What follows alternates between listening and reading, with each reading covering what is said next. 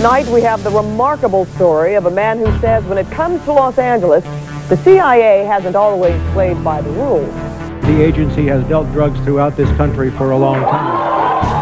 1 minute, if you don't like what's going on here, please, now. It began to become apparent to me that guns were going one way and drugs were going another. The CIA has issued a blanket response to all of this, denying any involvement. My name is Mike Ruppert, R-U-P-P-E-R-T. I did bring this information out 18 years ago, and I got shot at and forced out of LAPD because of it. I've been on the record for 18 years. We got on record everywhere we could so that if I did get killed, we would know. You know, somebody would know that somebody was saying something was wrong with CIA. Hello, I'm Mike Ruppert.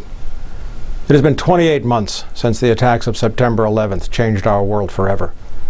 As I wrote recently, the events in the 5 years following the attacks of 9/11 will determine the course of human history for the next 500 years. That prediction is proving to be true.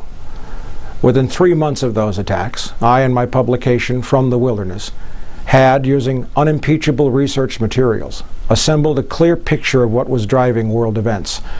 We had shown that the U.S. government had ample warning to have prevented the attacks and did not. We had shown that the U.S. and global economies were corrupt and on the verge of collapse, that the U.S. economy was particularly dependent upon the flow of hundreds of billions of dollars from the illegal drug trade. Since the U.S. occupation of Afghanistan in November 2001, at a time when the Taliban had destroyed more than 90% of all opium production, Afghanistan has, under CIA and U.S. military control, once again become the largest producer of the opium poppy, accounting for 70% of the world's supply. In spite of that, more than 2 million new Americans have become unemployed, and the total number of unemployed is higher than at any time since the Great Depression. According to the Reuters news service, the number of Americans living in poverty is 34.6 million. Most importantly, we accurately described something called peak oil. That is the fact that in 100 years, mankind has used half of all the oil and natural gas that has ever been created, and that from now on, the world will have to cope with ever-diminishing supplies of hydrocarbon energy, even as demand is increasing exponentially.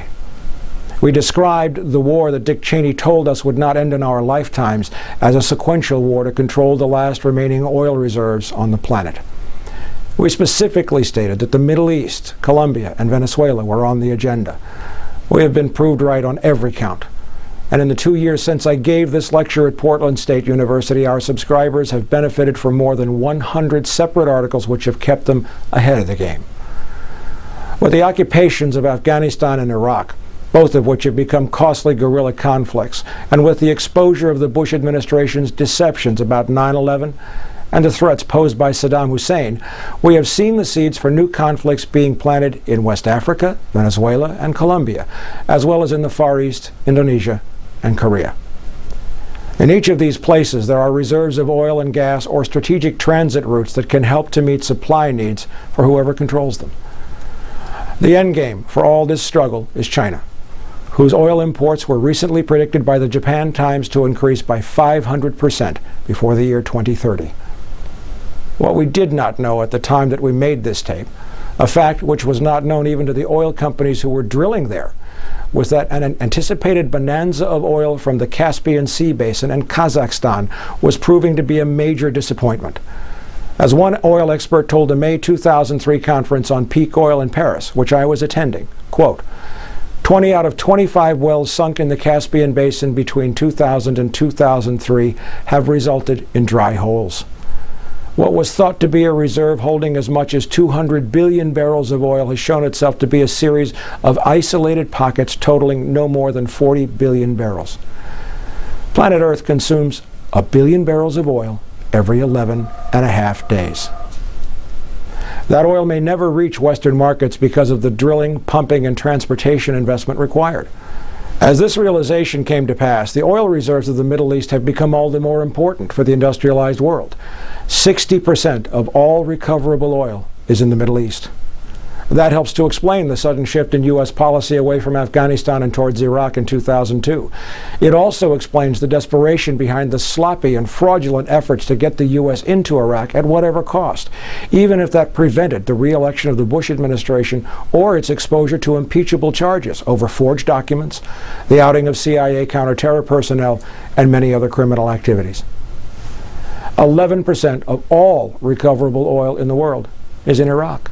In the meantime, in spite of some resistance by the U.S. Congress and state and local governments against the Patriot Act, American civil liberties continue to be trashed. New laws, such as the Homeland Security Bill, permit the U.S. government to forcibly vaccinate American citizens against their will and then prosecute them as criminals if they refuse to accept untested vaccines. This, even as the vaccine makers have been granted absolute legal immunity if you or your family drop dead after receiving the shots. There's no one to sue. And critical shortages of natural gas have prevented the building of new electrical generating infrastructure and threatened the production of commercial fertilizers as food production for an exploding population becomes a critical issue. All commercial fertilizers are made from natural gas. Mankind stands at the brink of the most important moment it has ever faced. Alternative energy sources are vastly overrated, and none of them, in any combination, can replace what oil and natural gas have done for mankind in the last 100 years. Even if they could, the infrastructure and investment and building needed to implement these solutions should have begun 30 years ago, when the United States passed its own irreversible peak of production. Since I gave this lecture on the truth and lies of 9/11, I have given more than 35 additional lectures in 7 countries around the world, from Australia to Germany. With each lecture, I have updated this presentation with new material, and, sadly, not once have I had to say that we had it wrong from the start. So please, sit back now and watch our film, The Truth and Lies of 9/11, and begin to understand how deeply all of our lives are threatened. Then come join us at FromTheWilderness.com and become one of our more than 12,000 subscribers. With each new subscription, our ability to bring you better and more comprehensive reporting expands, even as the world becomes a more dangerous place to live. The answers, our children's answers, can only be found when we come to understand the real map that we are traveling on.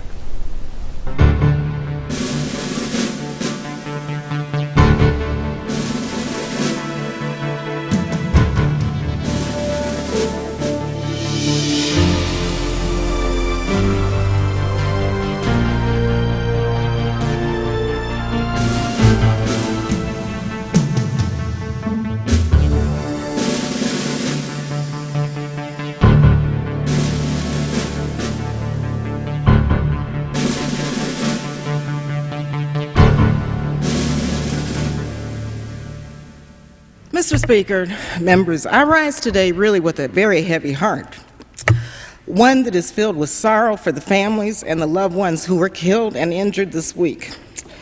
Only the most foolish and the most callous would not understand the grief that has really gripped our people and millions across the world. This unspeakable act on the United States has really forced me, however, to rely on my moral compass, my conscience, and my God for direction. September 11th changed the world.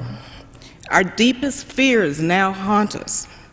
Yet I am convinced that military action will not prevent further acts of international terrorism against the United States. This is a very complex and complicated matter.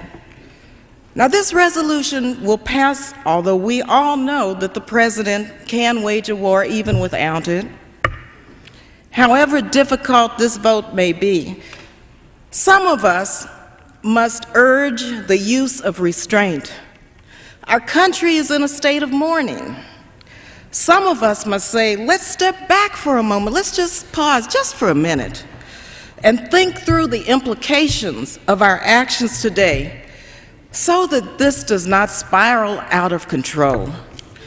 Now, I have agonized over this vote, but I came to grips with it today, and I came to grips with opposing this resolution during the very painful, yet very beautiful memorial service.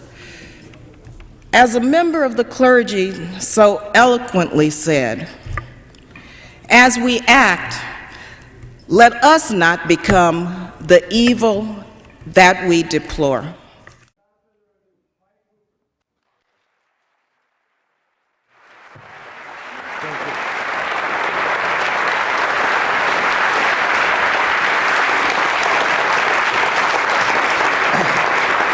Thank you, Demetrius, and thank all of you. I am unbelievably gratified to see so many people here tonight. I almost got up here and said, hi, my name is Mike, I'm an alcoholic, but I think I'm at the wrong meeting, I guess. We're going to talk about a lot of things tonight that are very difficult, a lot of things tonight that are very challenging. A lot of things that will test and try many of us in the months and the years to come. But we're going to have a certain approach to this, and it's the only kind of approach that I have found in 23 years that works when you're challenging a government that no longer serves the interests of the people. I'd like to start off by asking a question, like a show of hands.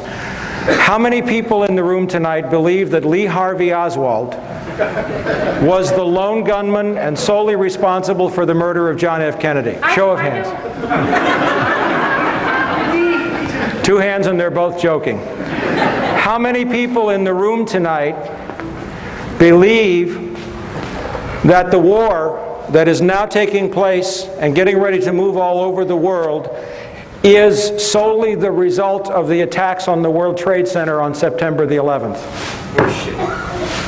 Okay, all right, great. The approach that we're going to take tonight is very straightforward. I was, for some short period of time, not as much as I wanted to be, an investigator with LAPD. I worked narcotics, I was loaned to detectives, I worked a homicide table, I worked a burglary table and an auto theft table for a while. And there is a procedure that you follow when you are presenting evidence. There is a way that you structure evidence to avoid speculation, and there is a way to fight this government. And before we start into the details on September the 11th, I want to show you 2 dramatic examples. I have 2 short clips of video that I would like to show you. And if we can run the first one, this will set the tone for what we're going to talk about tonight and what we're not going to talk about tonight. For 38 years, as of November 22nd, just a few days ago, we have had a videotape showing clearly that John F. Kennedy was shot from the front and not the back, where the Warren Commission says that Lee Harvey Oswald was, up and behind to the right in the Texas School Book Depository. You look at this tape, and there is clear, convincing, incontrovertible evidence. Yet what good has it done us? What has it done to change the government? What has it done? What have we, meaning the American people, accomplished with this piece of video that shows his head moving backwards as a result of a bullet impact from the front of his head? It hasn't changed anything. I want you to bear that in mind, because I'm going to use the word "you" a lot tonight. And by you, I mean the American people. I'm talking to you as if I was talking to all 280 million people in this country. And I'm going to say some things that are going to be kind of backing you into a corner, and that is my direct intent. So some of the things we are not going to talk about tonight are speculations about the attacks on September the 11th. We are not going to talk about were there explosives in the building, were the planes piloted by remote control, any of those questions, because those are speculative questions that produce the same kind of results that we just saw on the tape. After 38 years, you can play that all you want, and it doesn't change anything. There are people who have been talking about the Oklahoma City bombing since it happened in 1995. We have videotape of U.S. military personnel machine gunning the Branch Davidians at Waco. We have proof up to galore. We're not here looking tonight for proof. We're not going to go home and have armchair discussions, because what's at stake now is our freedom. What's at stake now is our future. This is no more time to go home, and you'll see that before I'm through tonight. Now, there is another way to take on the government. There is another way to take on the lunacy of the mass media, and that is by using their own statements and their own evidence against them to prove that they are lying. Because if you're in this room tonight, you are probably already the choir. Our safety, our future, our liberty, our country, and maybe the planet depends upon us reaching out to the millions of people out there who are still waving the flag, still believing that this is a war like they're being sold on CNN. Now, I'm going to play another tape now, and I'm going to show you what happens when you confront the government with their own information head on. This is a confrontation I had with the Director of Central Intelligence, John Deutsch, at Locke High School in 1996 over the issue of the CIA bringing drugs into Los Angeles. I want you to watch his hands very carefully after I confront him. Sir, the man in the leather That's jacket. Congresswoman Juanita Millender McDonald of Compton. I will be coming back Hi. over. Alpha 2. I am a former Los Angeles Police narcotics detective, and I work South Central Los Angeles, and I will tell you, Director Deutsch, emphatically and Can without you speak further equivocation, into the mic, sir? These mics don't seem to be... I will tell you, Director Deutsch, as a former Los Angeles Police narcotics detective, that the agency has dealt drugs throughout this country for a long time.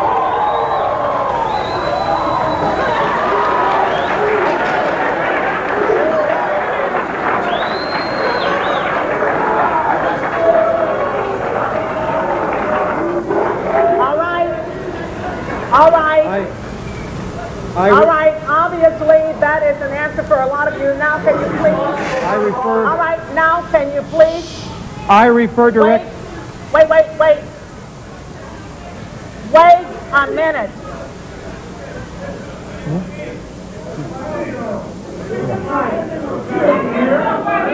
Wait a minute. Wait a minute here.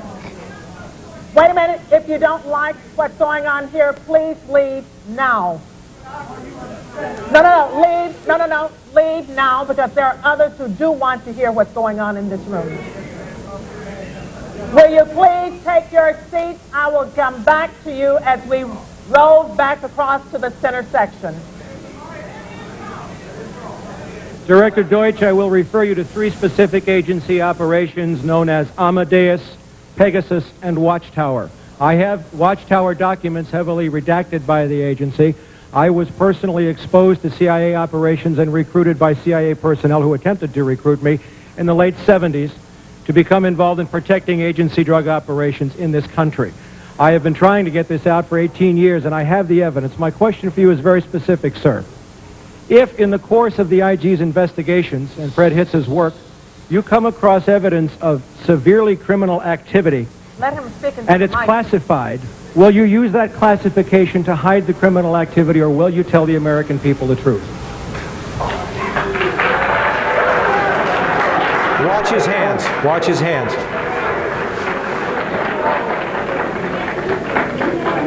All right, you want to hear the response first from Congressman Julian Dixon and then from the director. Wait a minute. From York. I'm sorry, sir. I will allow the director to speak first and then Congressman Julian Dixon. If you have information about CIA illegal activity in drugs, you should immediately bring that information to wherever you want, but let me suggest 3 places. The Los Angeles Police Department. Gotcha.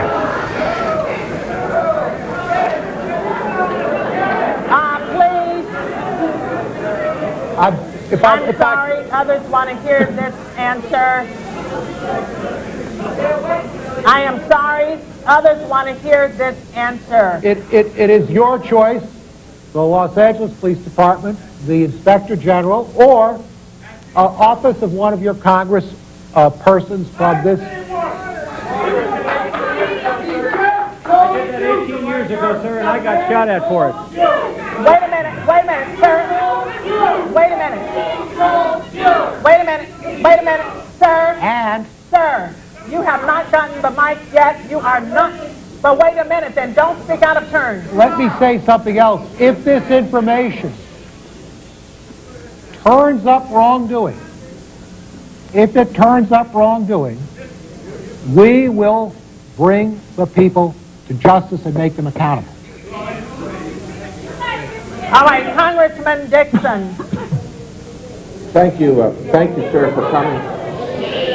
Wait a minute here. I thought you did not want to be here, but now that you are here, please let us hear and listen. Thank you very much. Sir, I want to thank you for coming. You were at the last meeting. The staff probably had the spelling of your name wrong, but we would like to talk to you. We have been looking for a couple of days for you, and we want to make sure that you contact the committee, because obviously you have some valuable information. If you want to give it to me privately, if you want to hand it to that aide where I can contact you this evening, please do it. Don't let us get away without getting a contact for you. If Thank you, you'd like sir. to pass it up to him now, so everyone can see that I got it, that would be fine. Thank you, sir. And for the record, Please keep the noise down so that we can hear and we can get answers. For the record, my name is Mike Ruppert, R-U-P-P-E-R-T. I did bring this information out 18 years ago, and I got shot at and forced out of LAPD because of it. I've been on the record for 18 years nonstop, and I'll be happy to give you, Congressman, anything that I have.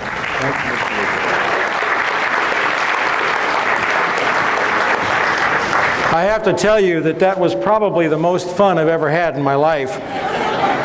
Although tonight may top that. If you can kill the blue on the VCR there. What happened after this was John Deutsch was guaranteed an appointment by Bill Clinton to become the next Secretary of Defense. My confrontation with John Deutsch cost him that appointment. My good friend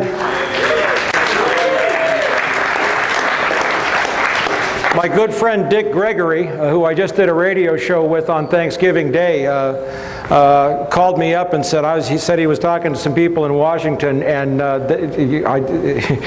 they just chewed him up one side and down the other because he looked like a fool. Everybody here seen The Wizard of Oz? Everybody here seen The Man Behind the Curtain? We have to get to the man behind the curtain, but it's going to be a little bit scarier than that movie was to do that. So, let's take an approach to September the 11th along the lines of an investigator presenting a case to a grand jury, or along the lines of a detective presenting a case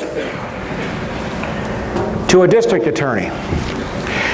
First of all, who am I? We're going to go through this really quickly. I had the misfortune of being born into a family that was heavily rooted in the intelligence community.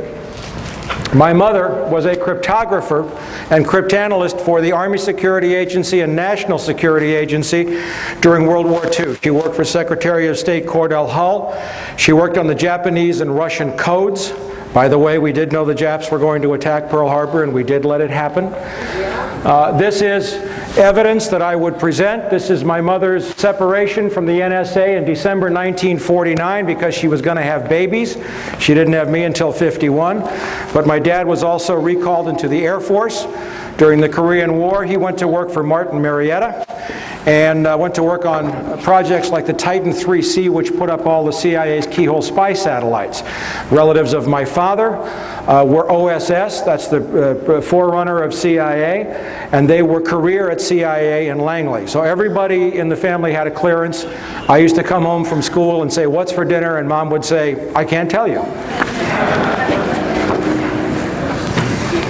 That's a joke, I hope. Now what I need is a way to do this so that I don't get them all whacked up here. Continuing with the presentation, there's a couple of points I want to make here in Portland.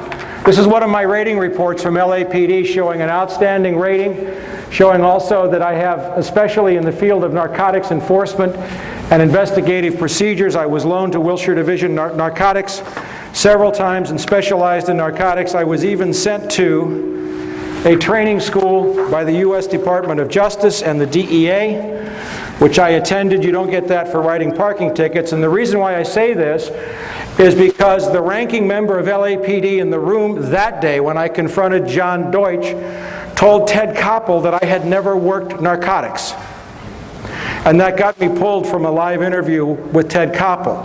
The ranking member of LAPD in the room that day was Deputy Chief Mark Croker.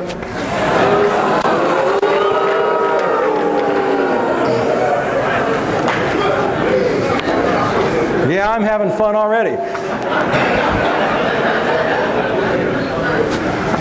Now I want to talk about CIA dealing drugs briefly because I have to lay a foundation. You have to understand the economic and the political context in which this war is taking place and in which it is set.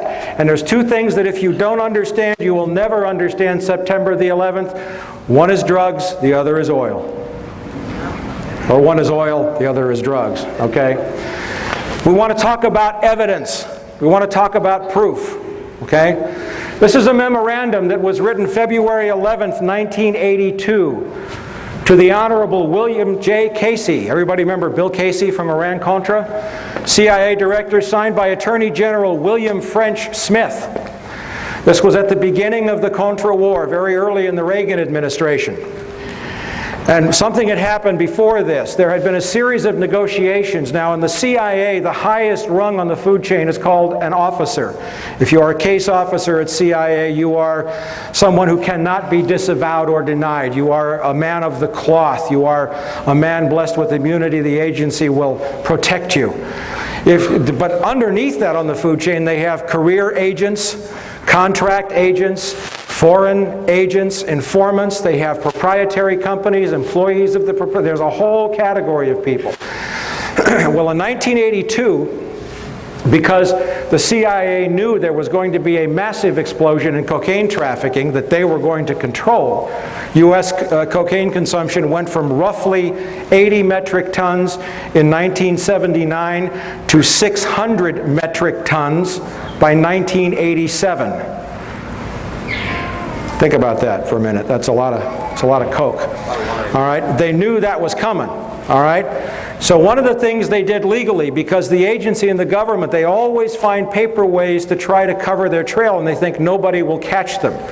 One of my favorite lines of all time, and for the first 100 of you who got here, you got a free copy of my last issue of From the Wilderness, is from Alan Dulles, who, when the Warren Commission report was released, however many volumes there were, and you read those volumes and you know that Lee Harvey Oswald didn't kill John Kennedy. And Alan Dulles said, the American people don't read.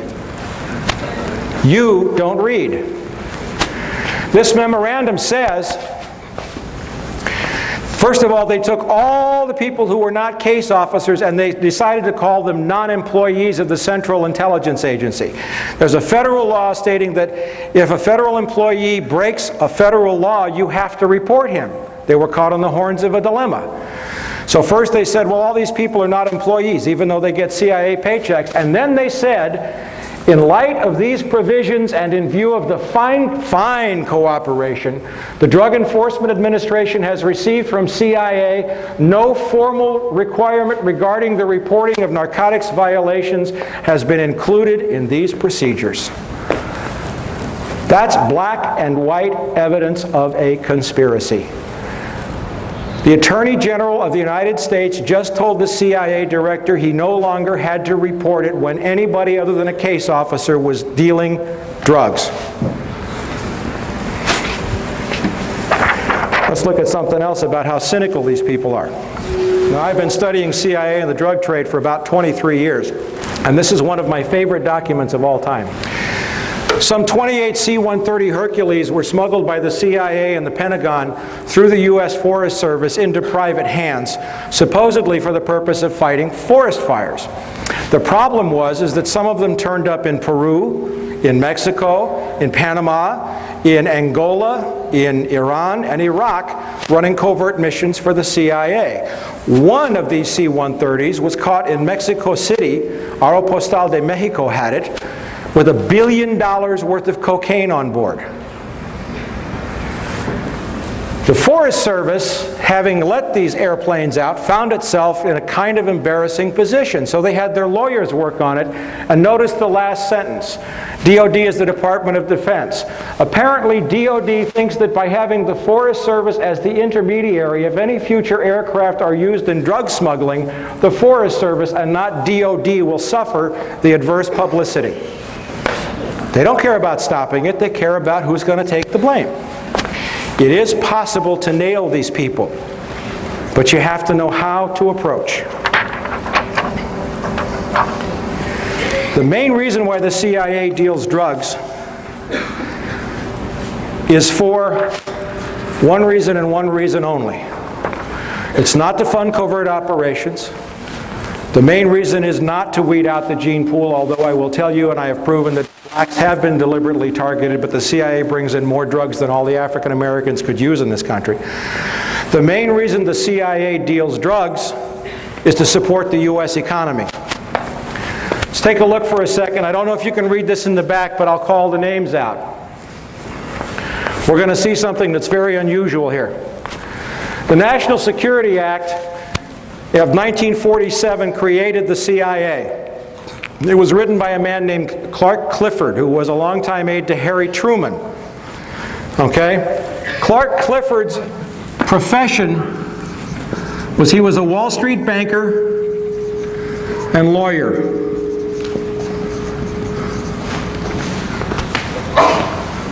Clark Clifford is also the man who brought a bank called BCCI into the United States in the 1980s, a drug money laundering bank that was exposed for laundering drug money. The design for the CIA, in other words, the people who told Clifford how to write the act, were two brothers, John Foster and Allen Dulles, the Dulles brothers, Dull, Duller, and Dullest. John Foster Dulles was Secretary of State to President Dwight Eisenhower. Allen Dulles was the DCI, not from 81 to 87, he was the DCI from I think roughly 1953 until about 61 in the Bay of Pigs when John F. Kennedy fired him. You know what their profession was? Wall Street lawyers at the law firm of Sullivan and Cromwell, which is today the most powerful law firm on Wall Street.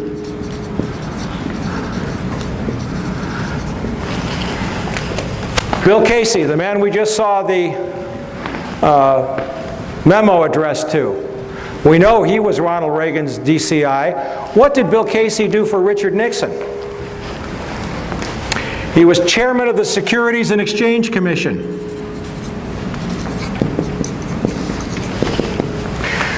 Stanley Sporkin, one of my favorite turkeys, was CIA General Counsel during the 80s. He used to email back and forth with Oliver North. Dear Stanley to Ollie, Stanley to Ollie. It was very funny. Okay? Do you know what he did before he became... No, he was the General Counsel to the SEC. Securities and Exchange Commission, charged with monitoring all securities transactions. David Daugherty, CIA General Counsel after Stanley Sporkin. You know what he does today? The Executive Vice President of the New York Stock Exchange for enforcement. Isn't that great?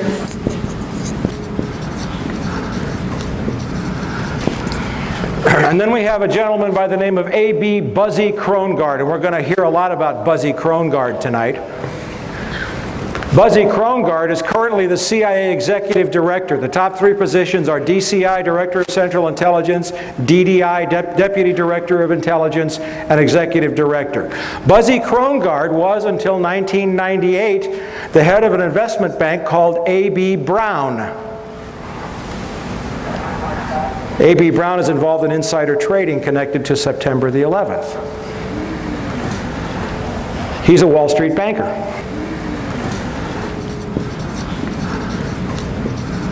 As a matter of fact, 6 out of 7 of the first deputy directors of intelligence came to CIA from Wall Street. The mission of the CIA is to control money and cash flow for the benefit not of you and me, but for the benefit of the banks and the stock brokerage houses and all of the interests that control U.S. politics. Now, the U.S. economy is in deep trouble. But the level of criminality in this government and in this country has become so overt in the last 2 years that the stink is becoming hard for people to ignore. This is a story from the Associated Press, June 27, 1999. New York Stock Exchange chief, that's a guy by the name of Dick Grasso, hops on an airplane in New York City and flies to Bogota, Colombia, hops in an armor-plated limousine and drives up to the foothills in the mountains that are occupied by the FARC guerrillas, who occupy a third of Colombia. They tax the cocaine. Everybody in Colombia deals drugs. But what did he ask them to do? He asked the FARC guerrillas to invest their drug profits in Wall Street. There's an AP story right there. He didn't say stop dealing drugs, it's bad for our kids. He said, let us manage your drug money. The FARC said, we think we would rather keep our money in Colombia for the benefit of Colombians. Why should we send it to New York? And what happened a year later was Bill Clinton announced Plan Colombia. And don't get me wrong here, Colombia is on the list of countries where this administration is planning to go to war because there's also oil there. All right. Still laying a foundation, but we're getting ready to move into September 11th. Let's look at a little history of the Bush family.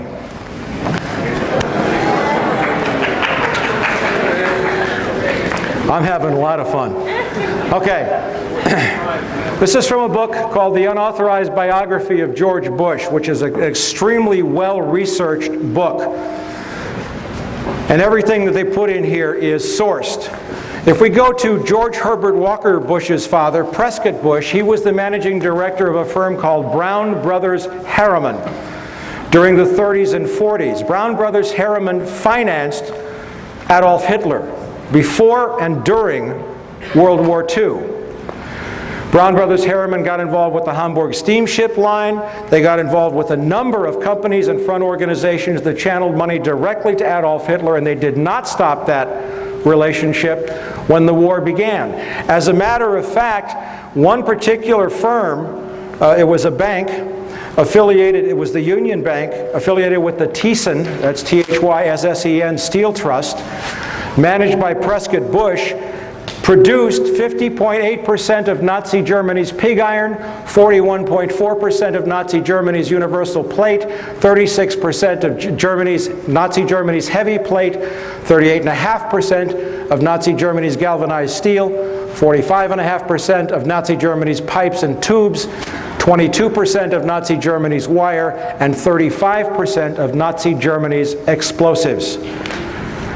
It was so egregious and offensive that we find that in 1942, under the Trading with the Enemy Act, the U.S. government took over the Union Banking Corporation, in which Prescott Bush was a director, and they seized the assets. That's our current president's grandfather. Now, we know that our current president's father went out of his way to arm Saddam Hussein. How many people remember Iraqgate? I have an excellent story on that. There's monstrous, wonderful sourcing on the fact that George Herbert Walker Bush created the enemy which he fought in 1991. And so it is currently with Osama bin Laden. Now, how important is drug money?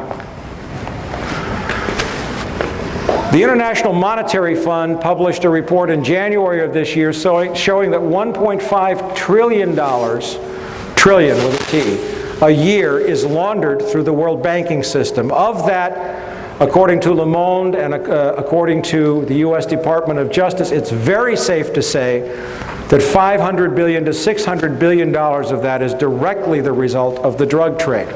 Why is drug cash important? How many people here have a credit card?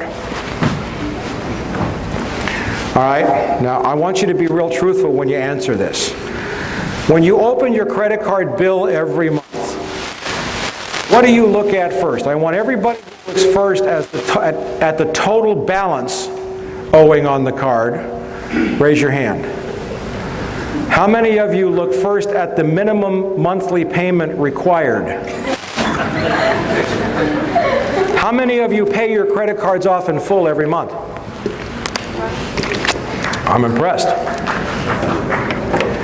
The point is that the United States economy, and I was at an economic conference in Moscow in March of this year, has derivatives. Derivatives are anything that's not related to anything of value. It's like stock futures, it's calls, it's puts, it's options. It's has a derivatives bubble of $300 trillion.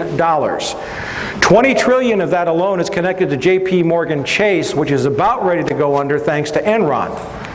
And watch that very closely, okay?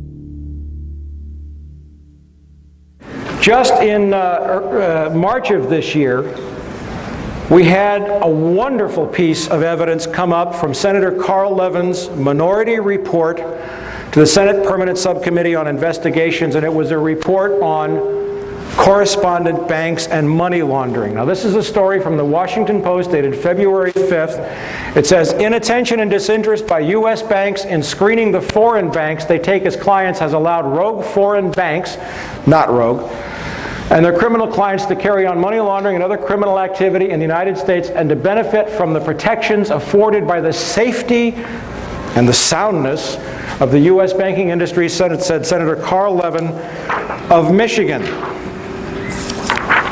Specifically mentions J.P. Morgan Chase. On the next page, 4,000 offshore banks to launder money into the United States, $1 trillion laundered annually. That's conservative. Money laundered in which the Clinton administration declared a national security threat. Not true. It's a national asset as far as Wall Street is concerned. Carl Levin said $500 billion moved through the U.S. banking system in drug money every year. That's liquid cash. Now, you want to know how important liquid cash in this was? There's a saying. One of my dear friends and colleagues and mentors, Catherine Austin Fitts, is a former Assistant Secretary of Housing. She was a managing director of Dillon Reed on Wall Street. She says, cash flow is everything. And in an economy that's on the verge of a major implosion, without cash flow, the crash is guaranteed. Now, CIA's role is to make sure that as much of that drug money comes through the U.S. economy as possible.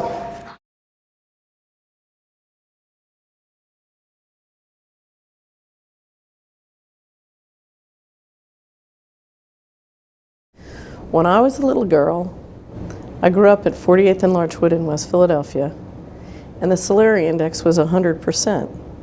The Solari index is the index that I use to describe the well-being of a neighborhood. It's the percent of people in a neighborhood who believe that a child can leave their home, go to the nearest place to buy a popsicle, and come home alone safely.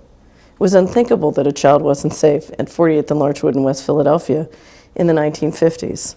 The Solari index was 100%, and the Dow Jones index was probably about 500. Today, it's reversed. The Dow Jones index is very high at about 10,000, and the Solari index is at very low in West Philadelphia and very low throughout the United States. And why is that? It's because one of the ways that we've financed the growth of multinational corporations and big banks and the rise of the Dow Jones is by selling narcotics to our children. It's one of the most profitable businesses in America. About a year ago, I gave a speech called How the Money Works in Organized Crime to a wonderful group of people in Philadelphia. They have a conference every year. They go off into the woods for about 3 days and talk about how they can help our culture, our world spiritually evolve. So I gave my presentation on how the money works as organized crime, describing what is arguably the biggest, most profitable industry in the United States today. And towards the end, we were discussing the fact that the Department of Justice estimates that the United States is the leader in laundering organized crime profits of about $500 billion to $1 trillion a year. So I asked the audience, what would happen if we stopped being the worldwide leader in laundering $500 billion to $1 trillion a year? And they said, well, you know, if we stopped, our mutual funds would go down in price, the stock market would crash. I said, well, what else would happen? So they said, well, you know, we might have trouble financing the government deficit because, in fact, the people who control 50 years of accumulated profits, that's a lot of capital that we need to finance our deficit. So I said, okay, well, I'll tell you what, let's pretend there's a big red button right up here on the lectern right in front of me. And if you push that button, you can stop all organized crime in America, and you can stop America laundering $500 billion to $1 trillion of organized crime profits every year. Who here will push the button? And out of 100 people, only one person would push the button. And I said, okay, so what you're saying is you want a whole armada of people to sell drugs to your children and grandchildren to keep your mutual funds up and your government checks coming. And they said, yes, that's right. Now, there are many ways to change that. There are many ways to re-engineer our financial system and our resources so that the Solari Index and the Dow Jones can be friends. So that when we get the Solari Index to go up by making sure our neighborhoods are safe for children, the real estate can go up in value, the small businesses go up in value. There are many ways to make the Solari Index and the Dow Jones friends. But before we can do that, before we can have that conversation, we have to face what's happening. We have to face that we are addicted to drug profits, because if we can't face it, God can't fix it. Okay. This is a copy of the cover sheet of the report. It's on the World Wide Web. If you want to go search for it, you can just look for the report on correspondent banking. Okay, and that's a copy of the report. It's an incredible read. What they don't tell you in there, of course, is that the U.S. economy is dependent upon that drug money, among other things. Now let's go a little further. Gotta love this. If this gentleman down here in the black jacket walks into a bank with a deposit of $10,001, does everybody understand that the bank has to fill out a report and send it to the U.S. Treasury indicating that he might be a money launderer? But did you happen to know that under U.S. laws, there are certain classes of business that are exempt from making currency transaction reports? Included in those are a bank, obviously, a department or agency of the U.S. government. CIA does not have to fill out currency transaction reports. An entity established under the laws of any state, But you come down to this one. A listed entity other than a bank whose common or analogous equity interests are listed on the New York Stock Exchange or American Stock Exchange, or designated as a NASDAQ national market security. If you have a company that trades on Wall Street, you can launder all the money you want to. It's legal. Gee. Now I'm just laying a little groundwork here for you before we get to September 11th. We're getting there. Just last year, a group of companies were called in to meet with Janet Reno, who's not probably the most ethical person that ever lived, and Secretary of State Deputy Treasury Secretary Stuart Eisenstadt. And these companies, Hewlett-Packard, Ford, Sony, General Motors, Whirlpool, General Electric, and Philip Morris, were called in to the Department of Justice for the amount of drug money they were laundering. Basically, the message was, you guys cool it. Okay? It's getting like out of hand. Now, let me ask a question. This gentleman right here, what's your name? Kevin. Kevin. Kevin is a drug lord. Kevin is the king of all drugs in South America. Okay? All right, and let's say this young lady right down here with the glasses. What's your name? Rhonda. Rhonda is the Executive Vice President of General Motors for the Southern Hemisphere, or South America, okay? Kevin, you call up Rhonda one day and you say, I'd like 100 Chevy Suburbans, armor-plated, custom-built, at $30,000 each, and I'll pay cash. Rhonda, what are you going to say to that offer?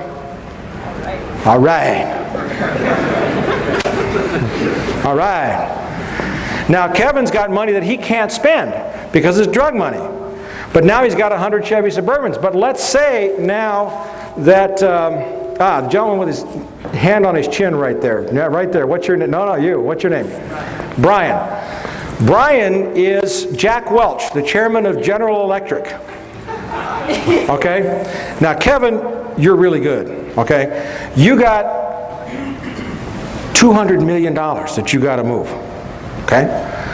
So you call up Jack Welch's assistant, special accounts assistant. You'd say, I'd like to open in South America Kevin's Appliances. I'd like to buy $200 million of everything GE has because I'm going to open this appliance store and I'll pay you cash. Now, Jack Welch at GE, what do you say?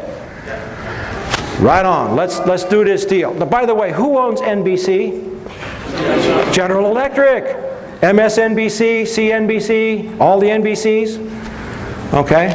Now let's just take a look at that for one quick second. Very quickly, a price-to-earnings ratio, P to E, market capitalization. It's very simple. If you have a company that has 10,000 shares, and each share sells for $10, did I say 1,000 shares? 1,000 shares, $10. Your market capitalization is $10,000. You multiply the share price by the number of shares. Market capitalization. You divide that by net profits. In other words, what you sell less the cost of doing business. And you come up with the ratio. This is how they value the stock market. Okay, so if you have a company that has a $300 million market capitalization and a $10 million net profit, the price to earnings is 30. The POP is 30. And that's about right. And by the way, the current Dow Jones Industrial Average is overpriced by about 2/3. Okay? Now, if you have this 30-to-1 ratio, if I add another $1 million, my pen went dry. If I add another $1 million and make that 2, what happens to this number? Becomes 60. All right? Now, the lady in red down here, who's looking away from me. Ma'am, what's your name? Karen. Karen owns an orange juice company.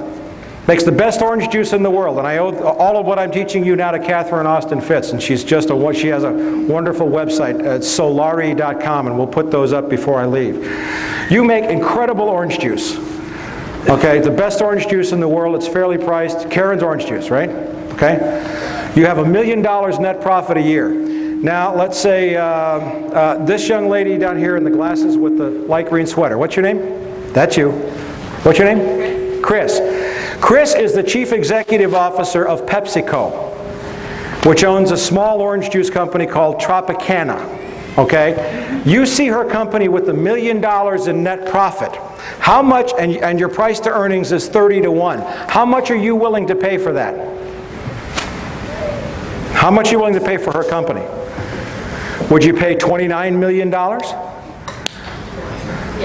Yeah, because the minute you bought her company for $29 million, your stock value goes up $30 million. How do Wall Street executives get paid?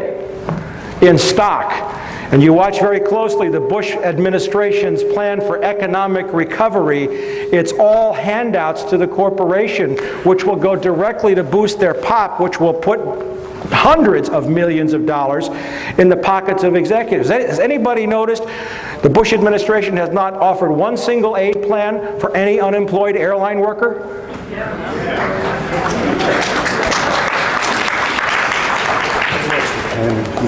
All right, let's get down and dirty here. Oh, one more thing. Remember that guy John Deutsch that I had fun with?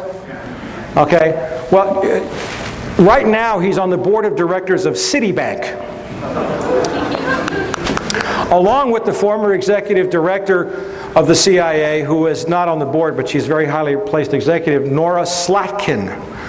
John Deutsch, of course, is as crooked as the rest of them. Also on the board of Citibank is a guy named Robert Rubin, former U.S. Secretary of the Treasury. Yes, thank you. He deserves all the hisses he can get. Well, in May of this year, Citibank announced a $12 billion cash purchase of a Mexican bank called Banamex. Second largest bank in Mexico, also a documented, and I mean documented, drug money laundering bank that was exposed in a Mexican newspaper. Roberto Hernandez, this is him, gets a seat on Citibank's board of directors, and yet this is what's going on his property. He owns thousands of acres near Cancun in Mexico. The locals call it the Cocaine Peninsula.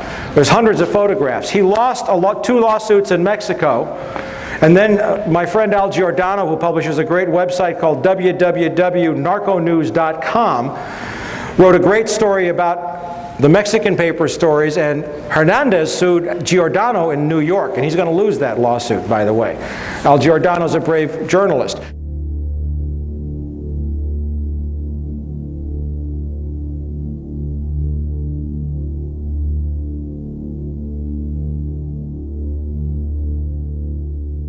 But the point I'm making with this is that the criminality had gotten so out of hand by May of this year that Citibank would openly buy a known drug money laundering bank and put the drug money launderer on its board of directors. That's the need for drug cash in the U.S. economy right now.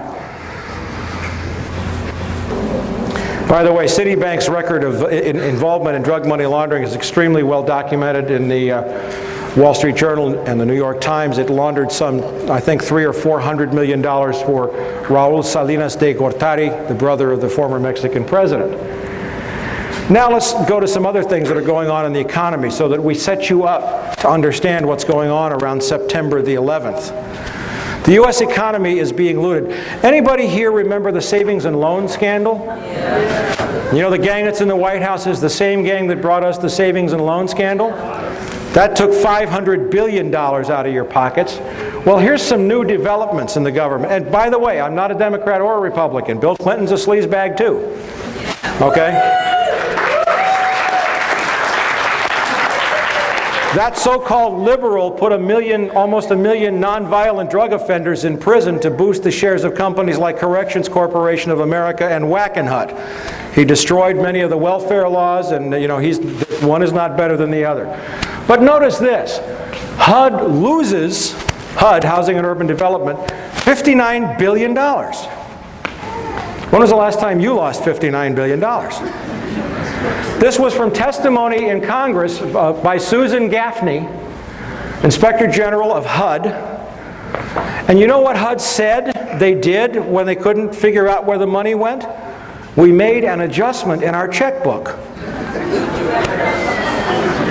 Where's that money going? You'll find out before we're through. Now, if you thought that was bad, the Defense Department cannot account for $1.1 trillion that seems to have vanished within the tangled system of financial accounting put in place by private contractors. You know who the private contractors are? Lockheed Martin and DynCorp. Okay? HUD. Oh, I dropped a microphone. I have more microphones on me than the FBI has in my living room.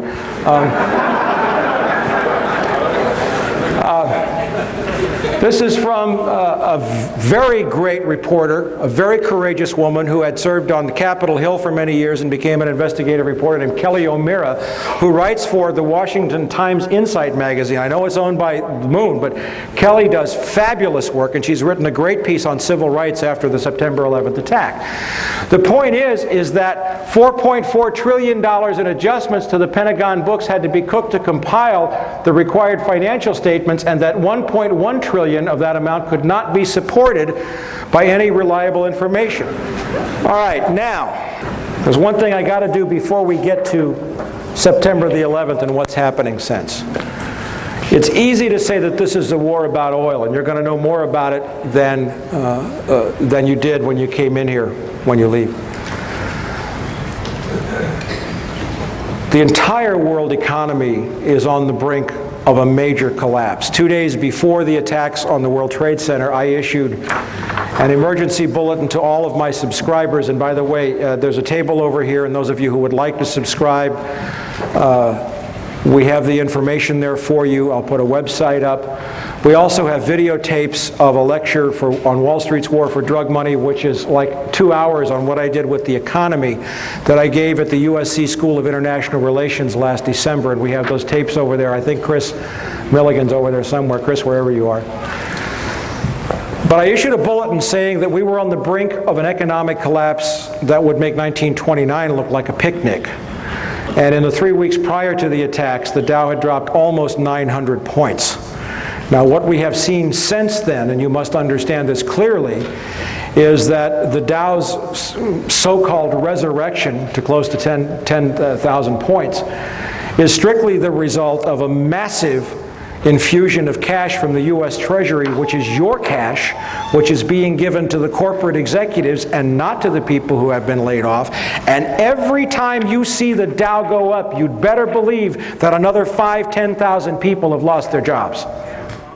We are also in a global financial crisis that began in 1998 with the collapse of the bond markets and hedge fund derivatives, the money laundering investigations, and the mega mergers in the financial industry. The war buildup after September 11th is now shifting resources from domestic needs to the defense establishment. This fulfills a Bush-Cheney campaign promise to boost defense spending.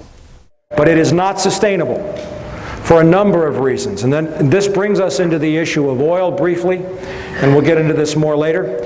And basically is that oil production in the world is peaking. The last untapped major oil fields in the world are in two places, actually. First, Central Asia, and we'll get into that in depth. And second, guess where? In Colombia. Okay? And this is now a war, and this is now a moment in human history when the age of oil is nearing its end, because world population and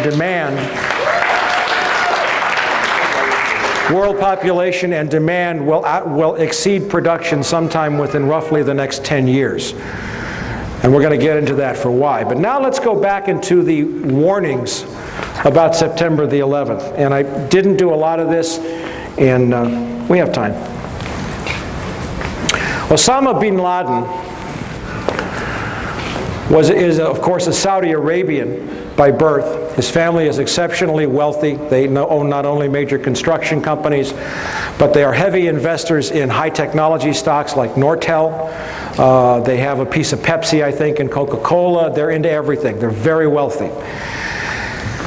In 1976, Osama's older brother Salim bin Laden hired a man in Texas by the name of Jim Bath, who has CIA connections, to handle all the investments in the United States for the bin Laden family.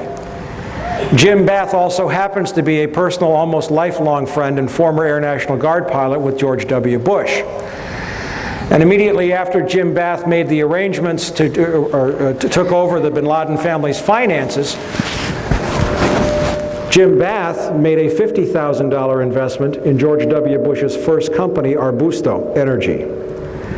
The connections between the Bushes and the bin Ladens become much more clear as you move forward, and we have reported this in From the Wilderness. Again, I was using stories, and you'll see this. When George Herbert Walker Bush made trips to Saudi Arabia in 1998 and 2000 to meet with the Saudi royal family and to meet with the bin Laden family, which he finally acknowledged, along with former British Prime Minister John Major, on behalf of a company called the Carlyle Group, which is the 11th largest defense contractor in the company, in the country. Carlyle Group is a privately owned corporation. That means they do not have to report their ownership or financial activities to the SEC. Yet they provide all kinds of the highest technology equipment to the U.S. Pentagon. And Carlyle, of course, has made several, probably $1 billion, and will as a result of this war. In that context, Osama bin Laden went to Afghanistan in 1979, 1980, maybe the early 80s, to fight the Russians. And he was supported by the CIA.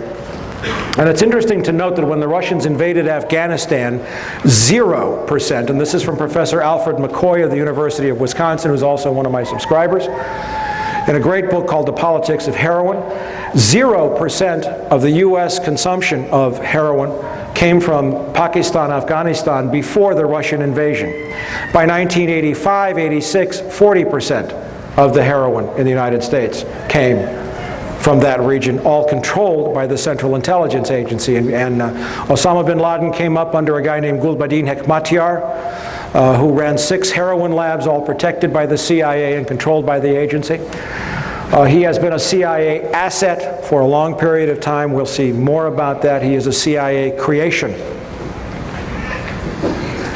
Now we come to September 11th, and we're going to go into a timeline here, and I have written several stories, and I was on the radio here with Sheila Hamilton at KPAM just a few days after the attacks, and I was saying the U.S. government knew these attacks were going to take place and did not stop them.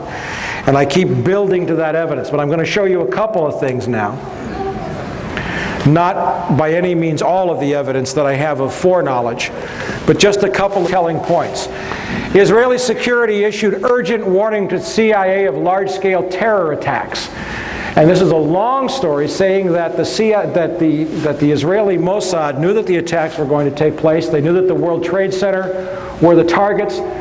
This is from the British paper The Telegraph. Two senior experts with Mossad were sent to Washington in August to alert the CIA, and so on and so forth. This is just one of probably 24 examples that I have that are absolutely specific. Now bear in mind that if what I'm showing you is known overtly through the media, how much more does our $30 billion intelligence community know?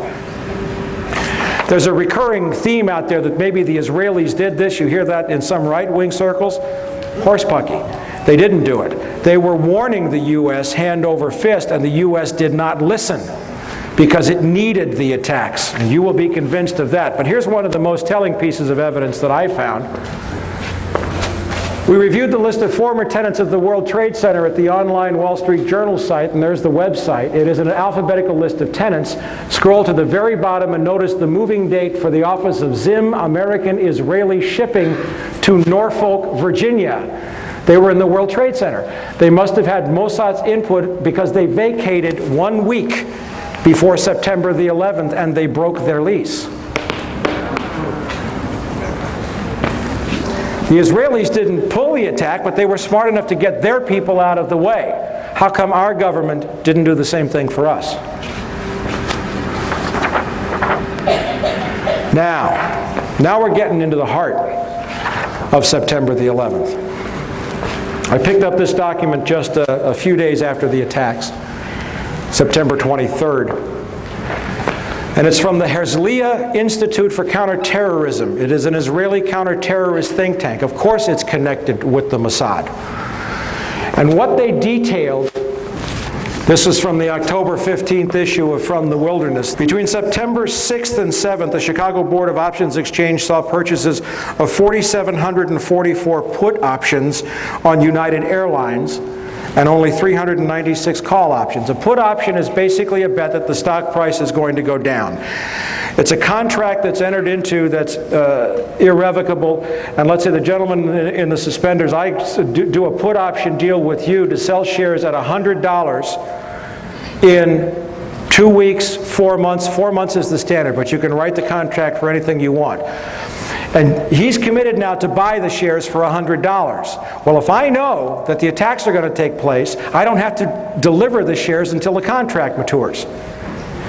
So if I know the stock is going to crash, he enters into a put agreement with me, agrees to buy the shares at $100. The next day the World Trade Center attacks happen. The stocks are selling for $20. I go buy the shares for $20, and he has to buy them for $100. That's how a put option works. That's a short version, okay? So we saw 4,744 put options on United Airlines, but only 396 call options. On September the 10th, 4,516 put options, same deal, were placed on American Airlines, bought on the Chicago Exchange, compared to only 748 calls. There were no other similar trades on any other airlines. And this level of put options was like 600 to 1,200% above normal for United and American Airlines. Now, just these trades alone, there were also put options placed on Merrill Lynch, which had 22 floors. Morgan Stanley had 22 floors, and Merrill Lynch had an offices near. Both were heavily impacted. Heavy put options there, heavy put options on reinsurance companies, Munich Reinsurance, the largest in the world, AXA Reinsurance in France, which owned 25% of American. Totally out of whack, absolutely spiking. There's another newsletter that says very clearly, by a guy by the name of Phil Erlanger, and this is his newsletter, that the insider trading may have cost $1 billion. Now just these ones that were identified, produced only $2.5 million in instant profits for somebody who knew the attacks were going to take place. Nobody claimed the profits. The San Francisco Chronicle caught it shortly thereafter, and nobody has claimed them since. And we don't know who made the trades.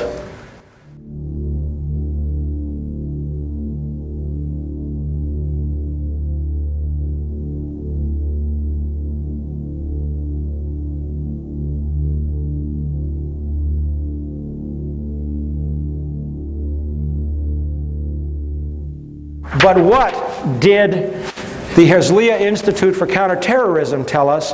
It told us that the United Airlines put options were placed through the firm A.B. Brown. Do you remember A.B. Brown? A.B. Brown was the firm headed until 1998 by A.B. Buzzy Krongard, who is now the executive director of the Central Intelligence Agency. A.B. Brown was sold in '97 to Bankers Trust, then to Deutsche Bank, I think in '98 or '99. It was an offshoot of Deutsche Bank. Now, one thing that I know, that I have written heavily about, is that the CIA, the Mossad, and major intelligence services track all stock trading in real time. On my website, you'll see stories about Promise software, and it's very long to go into, but it's a very sophisticated software. I'm going to write the website for you. It's a very sophisticated software that's been made with artificial intelligence and is capable of integrating wide numbers of databases in different languages. You'll find this on my website at www.copvcia.com.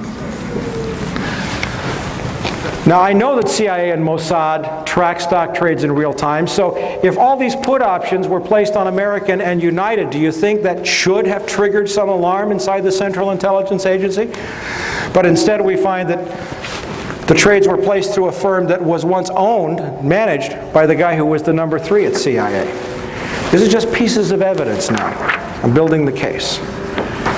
Now, again, we're building up some history here. In January of this year, the Taliban and Al-Qaeda destroyed the entire opium crop in Afghanistan. It's been verified by the United Nations, by the Drug Enforcement Administration, by ABC News, by BBC, who put people on the ground. Afghanistan had been the world's largest producer of opium, producing 70% of the world's heroin through the year 2000. In January, they destroyed their crop. Part of it was a price support. They had overproduced the year before, part of it, and they sold from their stockpiles. But there are no opium crops in Afghanistan right now. They've all been planted, of course, since the Bush administration and the CIA have lifted the ban, and everybody can go back to work and the CIA can move the heroin again.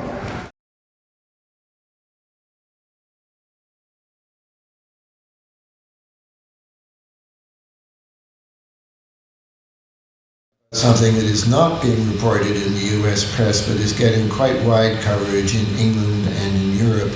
And that is that the result of our backing the Northern Alliance in Afghanistan this year is to restore a heroin flow which would otherwise have been halved or more in the world, because the Taliban not only announced that they were going to outlaw planting, but their decree worked. There was no Taliban opium planted last year, and that meant a reduction of 90% in the amount of opium coming out of Afghanistan, and the 10% that was left represented a radical increase in the areas under Northern Alliance control.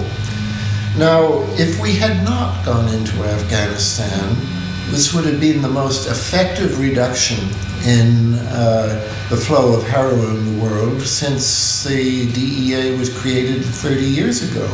But by going into Afghanistan, backing the Northern Alliance, we've now chased the Taliban out, and in all kinds of provinces where the farmers had started to plant wheat, they're now plowing up their fields and putting in opium instead. And the global drug authorities at the UN expect that we're going to go back to the record flow of opium that we've seen in the last couple of years. But we heard right after the attacks on September 11th, Tony Blair saying, "We will bomb the poppy fields." Well, there are no poppy fields. They destroyed their crops. I was in Moscow, Russia in March of this year, and I found out that Uzbekistan, and we're going to get to Uzbekistan in a minute, was awash in a sea of poppies. And what did I find also was that companies like Southern Air Transport, Evergreen, and other CIA-connected affiliates had been flying into and out of Tashkent. The CIA had been setting up operations. There were proprietary companies all over the place in Uzbekistan. So now we have the destruction of an opium crop, which does what? It takes cash out of the world's banking system. In conjunction with a stock market bubble, in conjunction with world oil prices or world oil production diminishing, and a huge bubble on Wall Street. Now we come to, this is just from recently, of course. This is from the October 5th. Afghan rebels, that's the Northern Alliance, our good friends. The Northern Alliance, who actually dominate the opium trade from the north of Afghanistan. Okay, now we've seen the recent stories saying that the poppy farmers are absolutely rejoicing because they've gone back to planting. So now we come back to the oil and drugs. There's an old saying, God equals gold, oil, and drugs. Okay? Testimony from February 12, 1998 in Washington, D.C. before the House International Relations Committee by John Maresca, Vice President of International Relations for UNICAL, which had been planning to build a pipeline for some time from the Central Asian oil fields of Tajikistan, Kyrgyzstan, Uzbekistan, all the stands, across Afghanistan down to the Pakistani coast. It's a distance of about 1,500 miles. To a terminal where U.S. tankers would take the oil and gas and ship it to China and Japan, the largest emerging markets in the world. China's in the middle of a huge oil crisis, and the U.S. Wall Street is pouring money into China hand over fist. And he says in this, construction cannot begin construction until an internationally recognized Afghanistani government is in place. A recent study for the World Bank states that the proposed pipeline for Central Asia across Afghanistan and Pakistan to the Arabian Sea would provide more favorable netbacks, that's money in your pocket, folks, to oil producers. That's his testimony. Now, UNICAL put the pipeline on hold in 1999. They also hired a guy named Henry Kissinger to consult for them, which explains why Afghanistan has never been listed as a sponsoring terrorist nation. Isn't that strange?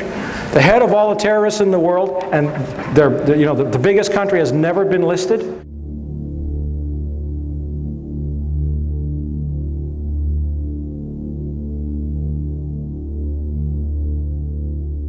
Okay, U.S. companies to invest in Pakistan oil and gas sectors. This is from a Pakistani newspaper, the Frontier Post.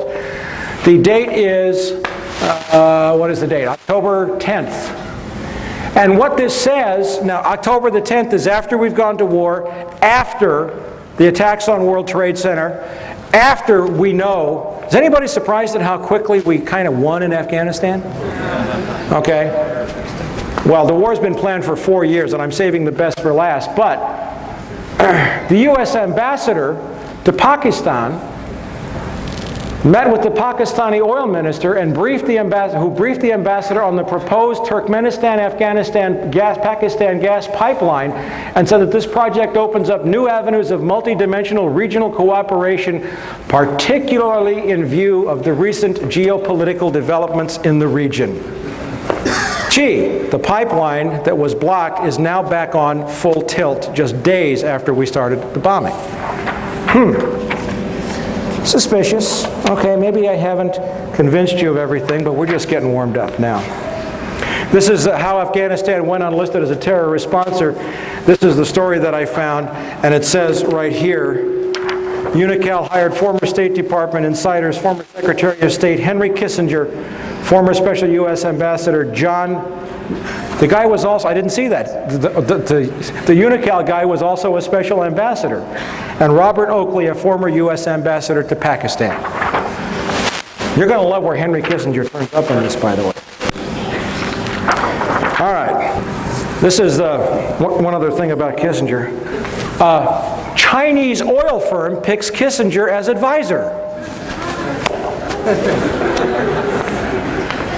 This is from November 4th, thank you. The Chinese National Offshore Oil Company has hired Henry Kissinger to head its foreign advisory board.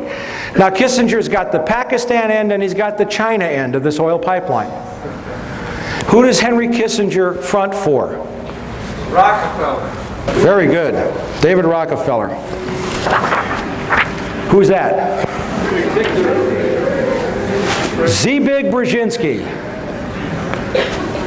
Zbigniew Brzezinski was counselor for strategic and international studies, professor of American foreign policy at Johns Hopkins, national security advisor to President Jimmy Carter, trustee and founder of the Trilateral Commission, member of the Council on Foreign Relations, international advisor to several major corporations, associate of Henry Kissinger, also worked for Ronald Reagan in intelligence capacities.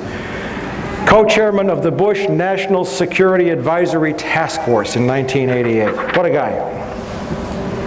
Zbig. Now,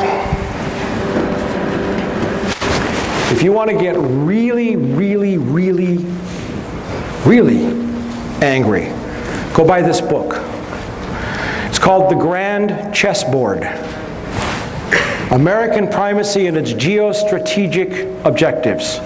Written by Zbigniew Brzezinski in 1997. I'm going to read you some quotes from that book.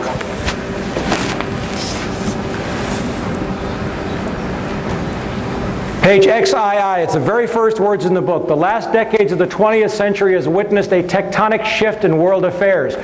For the first time ever, a non-Eurasian power has emerged not only as a key arbiter of Eurasian power relations, but also as the world's paramount power. The defeat and collapse of the Soviet Union was the final step in the rapid ascendance of a Western Hemisphere power, the United States, as the sole and indeed the first truly global superpower.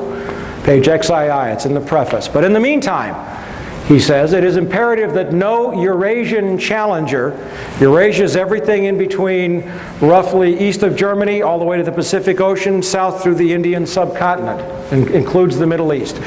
It's imperative that no Eurasian challenger, by that he means Russia or China, emerges capable of dominating Eurasia and thus of also challenging America.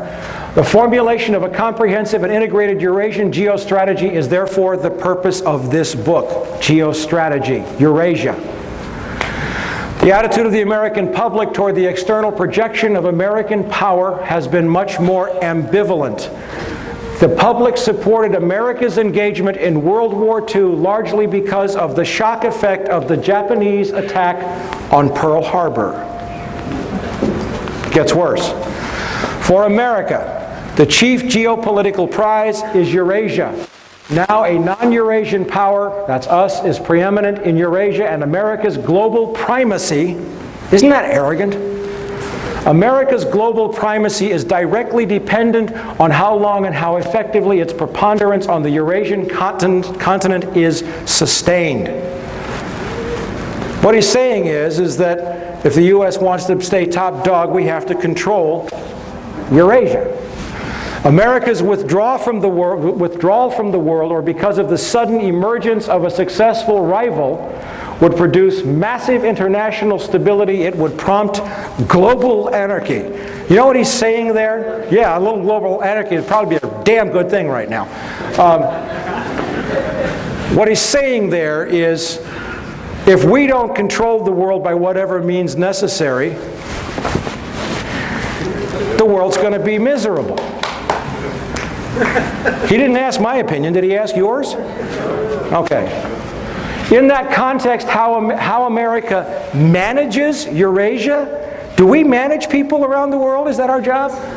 Is critical. Eurasia is the globe's largest continent and is geopolitically axial. A power that dominates Eurasia would control two of the world's three most advanced and economically productive regions. A mere glance at the map also suggests that control over Eurasia would almost automatically entail Africa's subordination, rendering the Western Hemisphere and Oceania, that's Australia for all of you non-academics, geopolitically peripheral to the world's central continent. About 75% of the world's people live in Eurasia, and most of the world's physical wealth is there as well, both in its enterprises and underneath its soil. Eurasia accounts for 60% of the world's GNP and three-fourths of the world's known energy resources. Two basic steps are thus required. First, to identify the geostrategically dynamic Eurasian states that have the power to cause a potentially important shift in the international distribution of power, and to decipher the central external goals of their respective political elites and the likely consequences of their seeking to attain them. Second, to formulate specific U.S. policies to offset, co-opt, and/or control the above. The man is talking about co-opting, controlling, managing, subverting nations and peoples and economies. To put it in a terminology that harkens back to the more brutal age of ancient empires, the three grand imperatives of imperial geostrategy are to prevent collusion and maintain security dependence among the vassals, to keep tributaries pliant and protected, and to keep the barbarians from coming together. That's on page 40. I'm telling you, you got to buy the book. Now we get really serious. On page 95, Uzbekistan, with its much more ethnically homogeneous population of approximately 25 million and its leaders emphasizing the country's historic glories, has become increasingly assertive in affirming the region's new post-colonial status. He saw the first step in this as diminishing the ability of Russia to reassert the dream of the Soviet Union. All the stands in Central Asia were once part of the Soviet Union. The borders were drawn arbitrarily by Lenin and Stalin. And he saw one of the most important steps was to prevent Russia from asserting any control in the region, which we did. You know how we did it? Over the last decade, thanks to Goldman Sachs, the Harvard Endowment, the U.S. Treasury and the Federal Reserve, the World Bank, we looted $300 billion out of the Russian economy. $300 billion. I was there. The Russian population was, what, 64 million at the fall of the Soviet Union. The population of Russia is today 145 million. In another 10 years, it will be 130 million. The average life expectancy of a male in Russia has dropped to 48 years. Thanks to the economic devastation, the ruin we visited on their economy, it was a deliberate plan to weaken Russia so that it couldn't challenge our move into Eurasia a decade later. It helps if you see this on the map. Okay, Russia, Kazakhstan, Kyrgyzstan, Tajikistan, Uzbekistan, Turkmenistan, Iran, Afghanistan, Pakistan, India, and China. Now the proposed oil route is from here to here, 1,500 miles. China can't build it because it's 5,000 miles, and they don't have the technology to build it. We do, thanks to a company named Halliburton, which was chaired with the CEO was Dick Cheney, right? Okay, they're probably going to build the pipeline.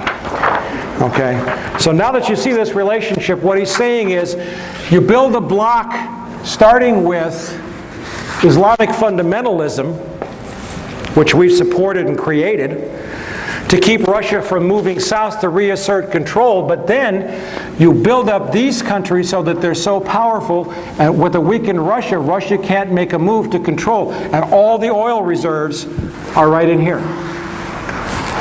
Okay? And we have effectively made China dependent upon our technology because they need the oil desperately. Now, Uzbekistan, nationally the most vital and the most populous of the Central Asian states, represents the major obstacle to any renewed Russian control over the region. Its dependence is critical to the survival of other Central Asian states and is the least vulnerable to Russian pressures. Where was the first place that President Bush announced we were sending troops after the attacks on September 11th? We were already there. We'd been training Uzbeki troops for more than 5 years. Referring to an area he calls the Eurasian Balkans and a 1997 map in which he circled the exact location. Now remember, this is a book written 4 years ago. And I'm going to show you a map where Zbigniew Brzezinski said the next world conflict was going to take place. Afghanistan, Iran, Turkmenistan, Uzbekistan, Tajikistan, Kyrgyzstan, Kazakhstan. This is where he said 4 years ago the United States, in order to sustain its precarious, that's my words, economy, would have to control that to maintain its role as the global superpower and to become the world's only superpower. In effect, the ruling nation of the world. That's his map from 4 years ago.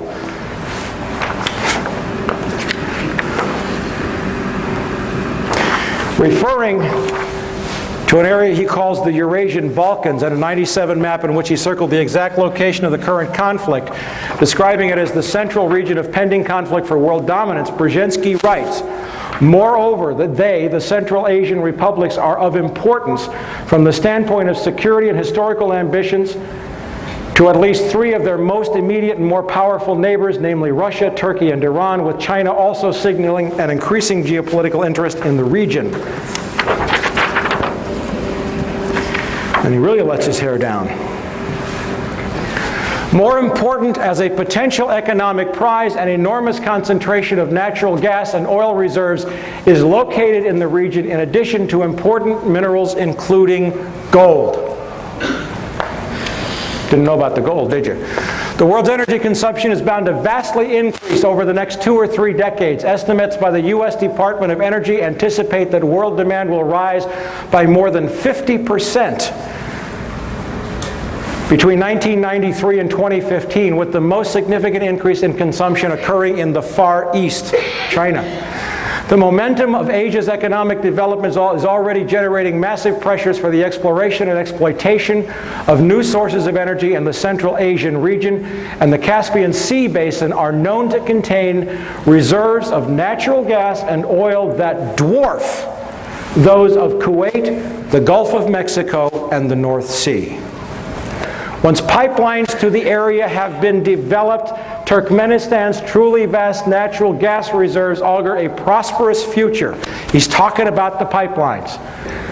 Without sustained and directed American involvement, before long, the forces of global disorder. Global disorder? You mean democracy? Global disorder could come to dominate the world scene, and the possibility of such a fragmentation is inherent in the geopolitical tensions not only of today's Eurasia, but of the world more generally. The most immediate task is to make certain that no state or combination of states gains the capacity to expel the United States from Eurasia, or even to diminish significantly its decisive arbitration role. In the long run, global politics are bound to become increasingly uncongenial to the concentration of hegemonic power in the hands of a single state. Hence, America is not only the first as well as the only truly global superpower, but is also likely to be the very last. And what does he say that's going to happen? He says that the United States will fold into a one-world government in which all nations will cease to exist, run by corporations. I'm paraphrasing it. Now, hold your breath.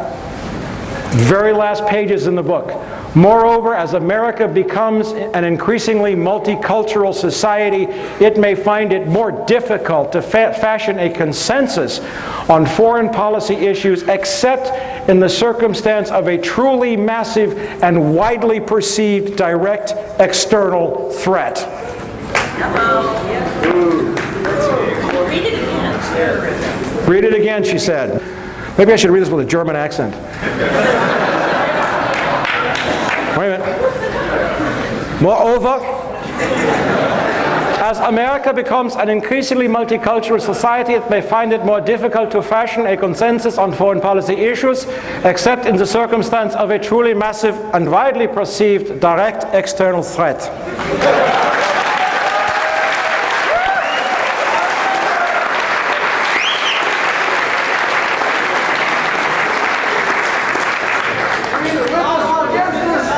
Listen, I want you to know that the Third Reich did not lose the Second World War.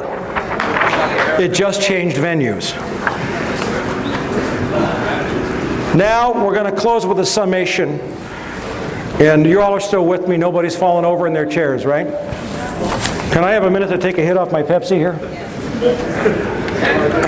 All right, now I'm going to run you through a timeline, which is what a detective would do for a prosecutor. I'm going to run you through a series of events with some information that's absolutely going to curl your socks. Or something. And let's start with some of this we've covered. 1998 and 2000, former President George Bush travels to Saudi Arabia on behalf of the Carlyle Group, the 11th largest defense contractor. While there, he meets privately with the Saudi royal family and the bin Laden family. Source, Wall Street Journal, September 27th. Also from The Wilderness, that's my newsletter, The Best Enemies Money Can Buy. And I hope some of you folks are going to subscribe tonight. Chris, wherever you are, raise your hand. January 2001, the Bush administration orders the FBI and intelligence agencies to back off investigations involving the bin Laden family, including two of Osama bin Laden's relatives, Abdullah and Omar bin Laden. There goes the black sheep theory, who were living, guess where? In Falls Church, Virginia, right next to CIA headquarters. This followed previous orders dating back to 1996, that's under Bill Clinton, frustrating efforts to investigate the bin Laden family. Source, BBC Newsnight correspondent Greg Palast. And on the TV broadcast, he actually held up an FBI national security report showing that the Bureau had been ordered to leave the bin Ladens alone.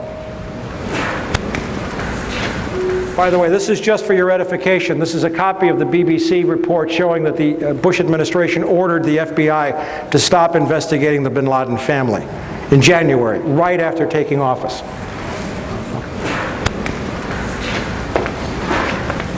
February 13th, UPI terrorism correspondent Richard Sale, while covering a trial of bin Laden's al-Qaeda followers, reports that the National Security Agency has broken bin Laden's encrypted communications.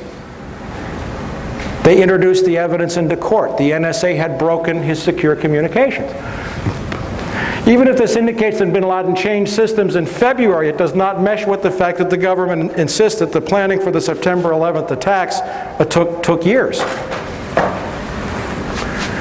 May 2001, Secretary of State Colin Powell gives $43 million in aid to the Taliban. Why? Good question. purportedly to assist hungry farmers who were starving since the destruction of their opium crop. And in January, on the orders of the Taliban. Source, the Los Angeles Times, May 22. In the year 2000, the UN says that there were 3,276 tons of opium produced in Afghanistan. In 2001, they estimate that the total crop was 185 tons. That's a reduction of 94%. Now, in the Northern Alliance areas, there was an increase. There were two provinces that one place it grew by, I think, 185%, almost doubled, and another it increased tenfold. But even so, the Northern Alliance provinces, with their huge increase, they were 90% of this year's crop, but 90% of 185 tons is not enough to offset. There was a net loss of 3,100 tons of opium, and that would have been such a fantastic improvement in the world opium scene. But now that they're replanting fields all over Afghanistan with opium, that possible victory we could have seen over drugs is being wiped out as a result of the U.S. intervention.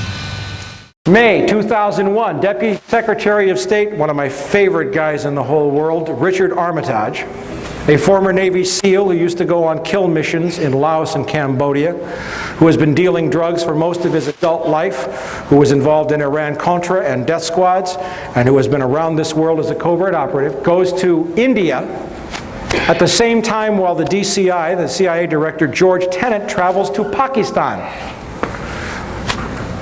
Armitage is the cover. It's a publicized tour. Tenet makes a quiet stop to Pakistan where he spends a long time with General Pervez Musharraf, our great ally in Pakistan. Pakistan's the largest supporter of terrorism in the world, by the way. Armitage has deep intelligence connections, but Tenet spends hours, and it would be reasonable to assume, wouldn't you agree, that the head of the Central Intelligence Agency, if he's meeting with the President of Pakistan, would also meet with the head of Pakistani intelligence? Wouldn't that make sense to you? Remember, the head of Pakistani intelligence has to be approved by the CIA by treaty.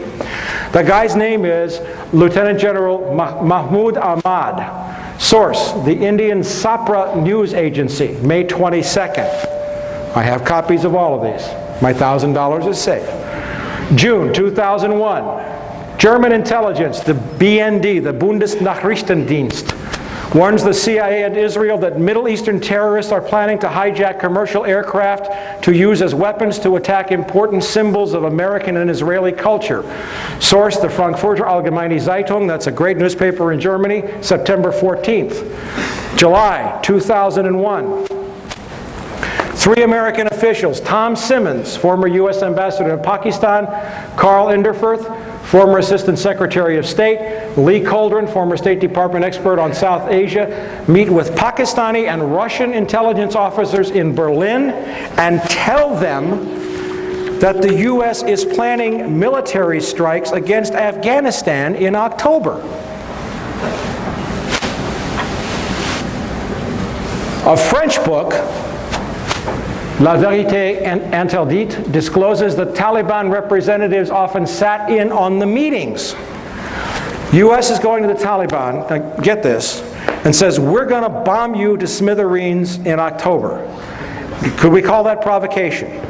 Historically, there is a model. Franklin Roosevelt shut off the Japanese from oil supplies in the late 30s and early 40s to provoke them into attacking Pearl Harbor.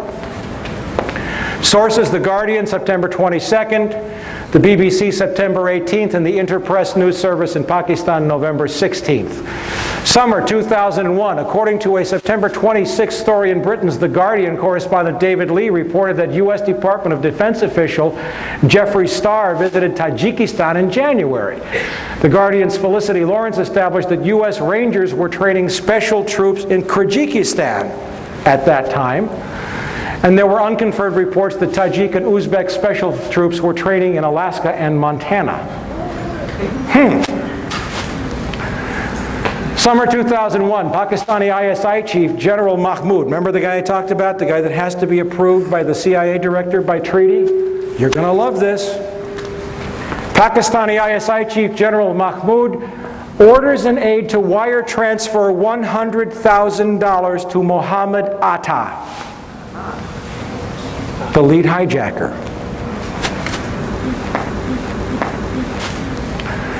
Who was, according to the FBI, the lead terrorist in the suicide hijackings. Mahmoud recently resigned after the transfer was disclosed in India and confirmed by the FBI. Source, The Times of India, October 11th. Our allies wiring $100,000 to the lead hijacker before the attacks.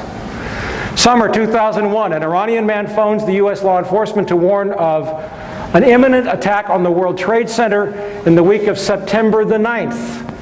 World Trade Center, September the 9th. German police confirmed the calls but state the U.S. Secret Service would not reveal any information. I got this from the German news agency Online, i.e. September 14th, 2001. August 2001. The FBI arrests an Islamic militant linked to bin Laden in Boston. French intelligence sources confirm the man is a key member of bin Laden's network, and the FBI learns that he has been taking flying lessons in Boston. At the time of his arrest in Boston, where two of the planes are hijacked, the man is in possession of technical information on Boeing aircraft and flight manuals. Reuters, September 13th. Summer 2001, Russian intelligence notifies the CIA that 25 terrorist pilots have been specifically training for suicide missions. This is reported in the Russian press, and I have one of my sources, I have several sources who are former CIA officers, translated the article for me. July 4th through 14th, Osama bin Laden receives treatments for kidney disease at the American hospital in Dubai and meets with the CIA official who returns to CIA headquarters on July 15th. This is the guy who blew up the Cole and the embassies that Bill Clinton signed an order it's okay to execute. He gets treatment at an American hospital in Dubai and flies out on a private plane. Oliver North in the 80s, Oliver North is one of my least favorite people, but he sent Navy planes to track down terrorists on the Achille Lauro. The moment bin Laden entered international airspace, he would have been fair game. The source for this story is Le Figaro, French newspaper, October 31st. Now, I got to throw in a caveat here. Le Figaro is owned by the Carlyle Group. These guys can't control everybody, okay? And they can't control reporters. Le Figaro was emphatic that they had confirmed the details of the story. The CIA immediately came out with an adamant denial, but the CIA never lies. You know, so did some people at the hospital. But you don't have to take this story as all or everything. But Le Figaro has not retracted the story. August 2001, Russian President Vladimir Putin orders Russian intelligence to warn the U.S. government in the strongest possible terms of imminent attacks on airports and government buildings. I watched it on MSNBC on September the 15th. August-September 2001, the Dow Jones Industrial Average drops nearly 900 points in the 3 weeks prior to the attack. A major stock market crash is imminent. September 3 through 10. MSNBC reports on September 16th that a caller to the Cayman Islands to a Cayman Islands radio talk show gave several warnings of an imminent attack on the U.S. by bin Laden in the week prior to 9/11. These are just some of the advance warning bits that we have. Now, September 1 through 10. Some 25,000 British troops, the largest British naval armada since the Falkland Island War. It's not Essential Harvest, it's called Swift Sword. An operation in the planning for 4 years. Are set to deploy to Oman in the week before the September 11th attacks. It takes years to plan this kind of a deployment. And yet the British government had been planning it for 4 years. After the attack on the 11th, there was a slight hiccup. They waited, but the deployment went ahead as scheduled, supposedly to support the U.S. But you have to understand, I don't know how many veterans we have in this room. But you have to understand that it takes months and months and months to deploy these kinds of personnel, yet they're already set to go to Oman. At the same time, 2 U.S. aircraft carrier battle groups happen to be rendezvousing off the Pakistani coast. This is not a normal deployment.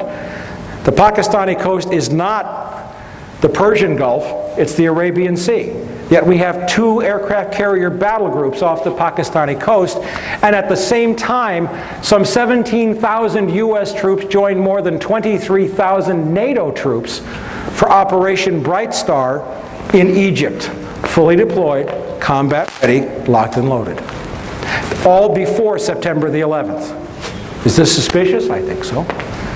September 6th through 7th. We have the 4,744 put options on United Airlines, CIA monitoring stock trading in real time. September 10th, 4,500 put options are purchased on American. September 6th through the 11th, no other airlines show any similar trading patterns to those experienced by UAL and American. The put option purchases on both airlines were 600% above normal. September 6th through 10th, put options on Merrill Lynch, Morgan Stanley, AXA Reinsurance, and Munich Re. It has been documented, and I talked about this through the PROMIS software, that intelligence agencies routinely track the stock trading. And I'll tell you what I think, an opinion here, happened, is that someone at CIA told the head of A.B. Brown, and the head of A.B. Brown decided to make himself a little money on the side, and he got caught because the stock market was shut down because, well, we'll come to that in a second. General Mahmoud of the ISI, the guy that wired $100,000 to Mohammed Atta, the guy that had to be approved by the CIA, happened to be in Washington on September the 11th. He had arrived a week before. I think he was discussing war plans. That's from MSNBC. September the 11th, for 35 minutes from 8:15 a.m. until 9:05 a.m., with it widely known to the FAA and the military that 4 planes had been simultaneously hijacked and taken off course, no one notifies the President of the United States. It is not until 9:30 that any Air Force planes are scrambled to intercept, but by then it is too late. This means that the National Command Authority waited for 75 minutes before scrambling aircraft, even though it was known that 4 simultaneous hijackings had occurred, an event that has never happened in history. Sources: CNN, ABC, MSNBC, the Los Angeles Times, and the New York Times. And if you go to my website, you will see the beginning of a fabulous series of articles out of Canada. They've established clearly, using documents that have now been taken down off of U.S. Air Force websites, that it is a matter of routine policy on the FAA and the U.S. Air Force to scramble a jet the instant any airliner is hijacked without waiting for an order from the President. What does that mean, to scramble? I don't know, sorry. You put them up in the air and make them go intercept the jet, not shoot it down, but you put a fighter aircraft in the airspace with the hijacked airliner. It's FAA routine procedure. It doesn't require an order from the President of the United States. Remember Payne Stewart? Remember his airplane? Remember, it went off course. It was off course for no more than 10 minutes, and fighter jets had been scrambled to fly along beside it. Now, if we have 4 simultaneous hijackings, why were no planes scrambled to intercept those planes for 75 minutes? The Andrews Air Force Base website has taken down information saying that it maintained a ready response scramble force to protect the skies over Washington, D.C. Presidential order is not necessary to intercept an aircraft. It is necessary to shoot down an aircraft. And yet the government has committed a lot of lies. Dick Cheney has lied about U.S. Air Force response. I used to work outside Andrews Air Force Base. I saw F-16s, F-18s, F-15s taken off all the time. So they took down that site? They have changed the site. It has been archived and saved. If you go to my website, go to the articles, you can get links to the way it used to read. Okay? All right. September 13th. China is admitted to the World Trade Organization after 15 years of unsuccessful attempts. The vote was taken, it was just ratified about a week ago, but that was the vote. Nobody noticed. September 15th, the New York Times reports that Mayo Shattuck III The head of A.B. Brown in the United States resigned effective immediately without explanation. The insider trading, September 15th was the first day that the stock market opened after the attacks. September 29th, the San Francisco Chronicle reports that 2.5 million in put options on American Airlines and UAL are unclaimed. This is the result of the suspension in trading. Nobody showed up to claim it. October 10th, the Pakistani newspaper Frontier Post reports that Ambassador Wendy Chamberlain has called on the Pakistani oil minister. The pipeline is now a go. Mid-October 2001, the Dow Jones is back up near 10,000 as a result of the massive looting, outpouring of cash. Kind of love this one. One of my dearest causes in the whole world, I have a couple of monthly columns in magazines, one of which is High Times, believe it or not. And, it's a strange thing for an ex-narc who hasn't had a beer or a joint. I've had no mind-altering chemicals in 18 years. It'll be 19 in January. I'm a recovering alcoholic, and I work a lot with men in recovery. I've written more than 30 articles on the subject of drug addiction and recovery for the U.S. Journal of Drug and Alcohol Dependence, and I can tell you that drug addiction is a medical, social, and spiritual problem. It is not a criminal problem.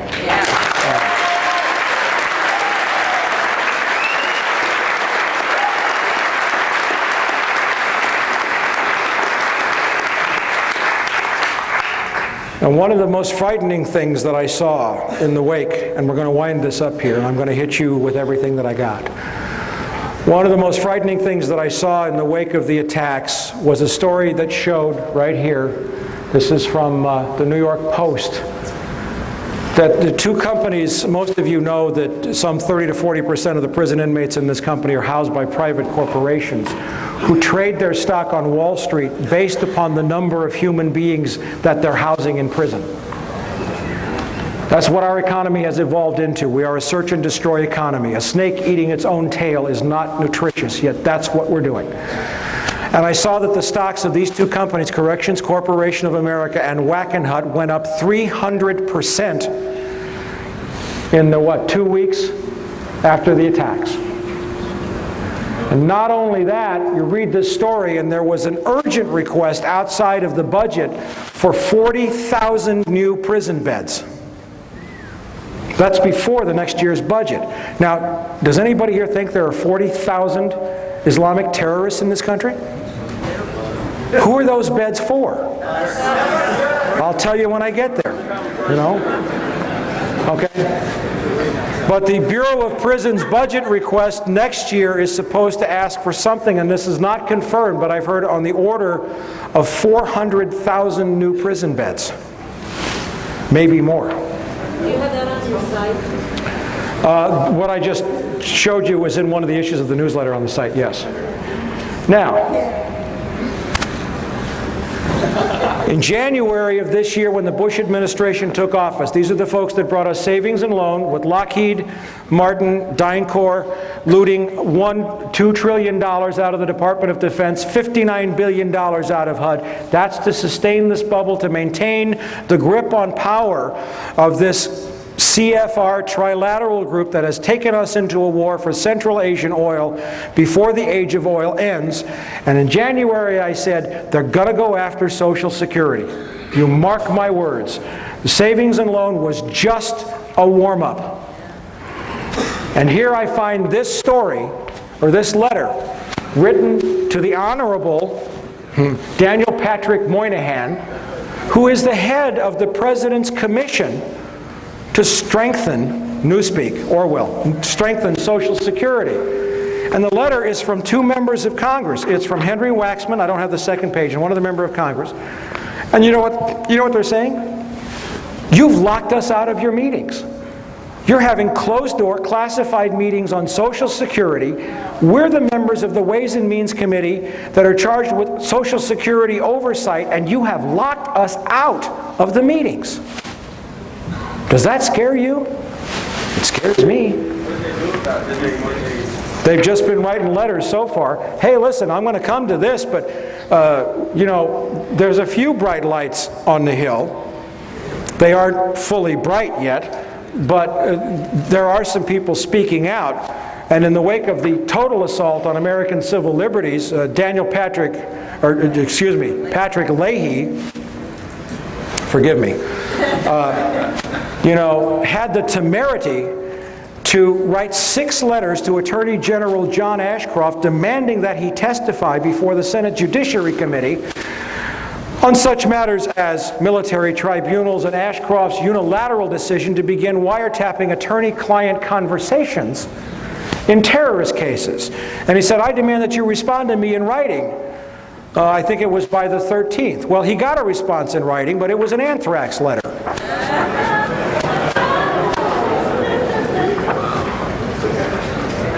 You notice they're only going to Democrats?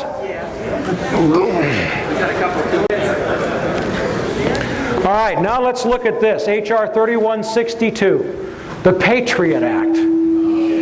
Hey, let's hear it for the Patriot Act.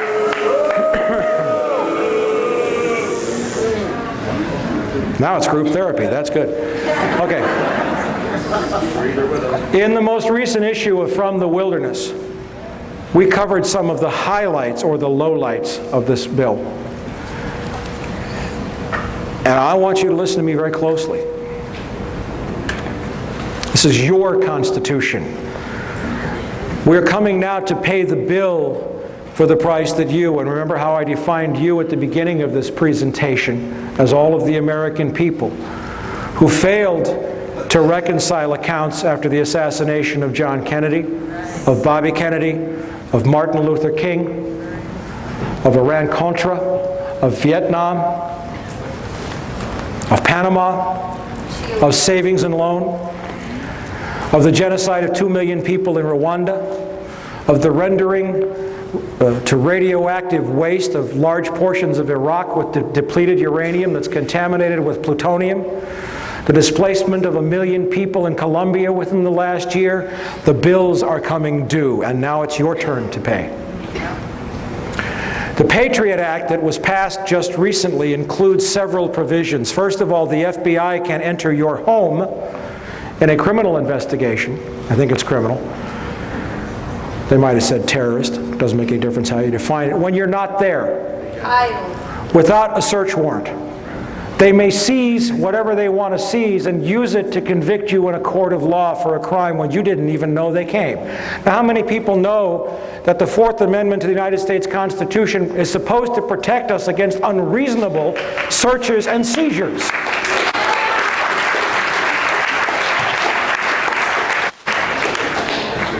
The Patriot Act also permits the CIA to share its intelligence files with local law enforcement. Now, what does that mean? Everybody knows the agency's been wiretapping people illegally for a long time. So is the FBI, COINTELPRO. I mean, you know. But the deal is that that information, because it wasn't obtained under a warrant, could never be introduced into court as evidence.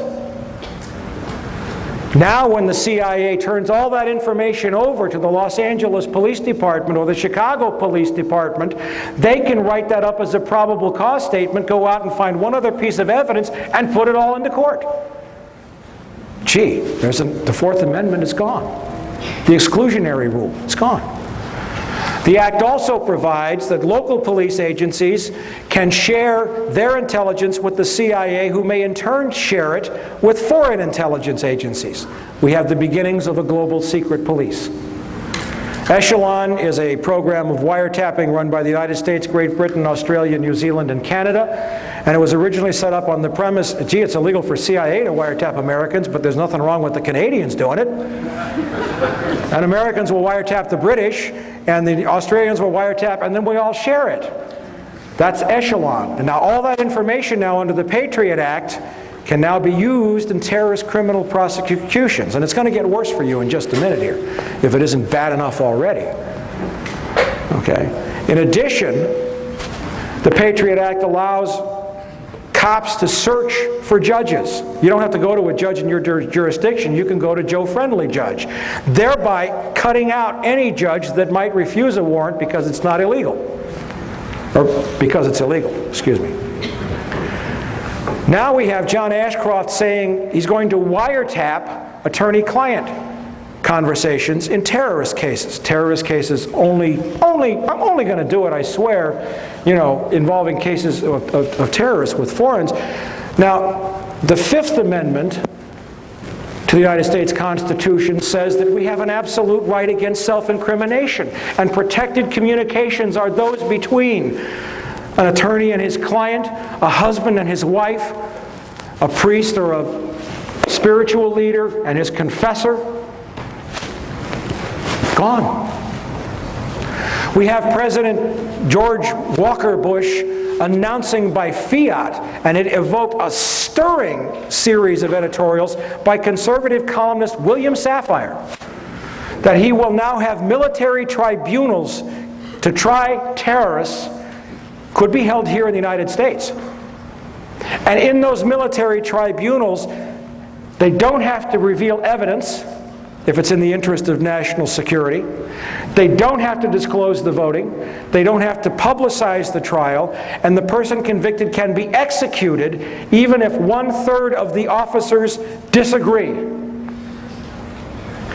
The Sixth Amendment to the United States Constitution provides the right to a fair and speedy trial, the right to confront one's accusers and to examine the evidence against him.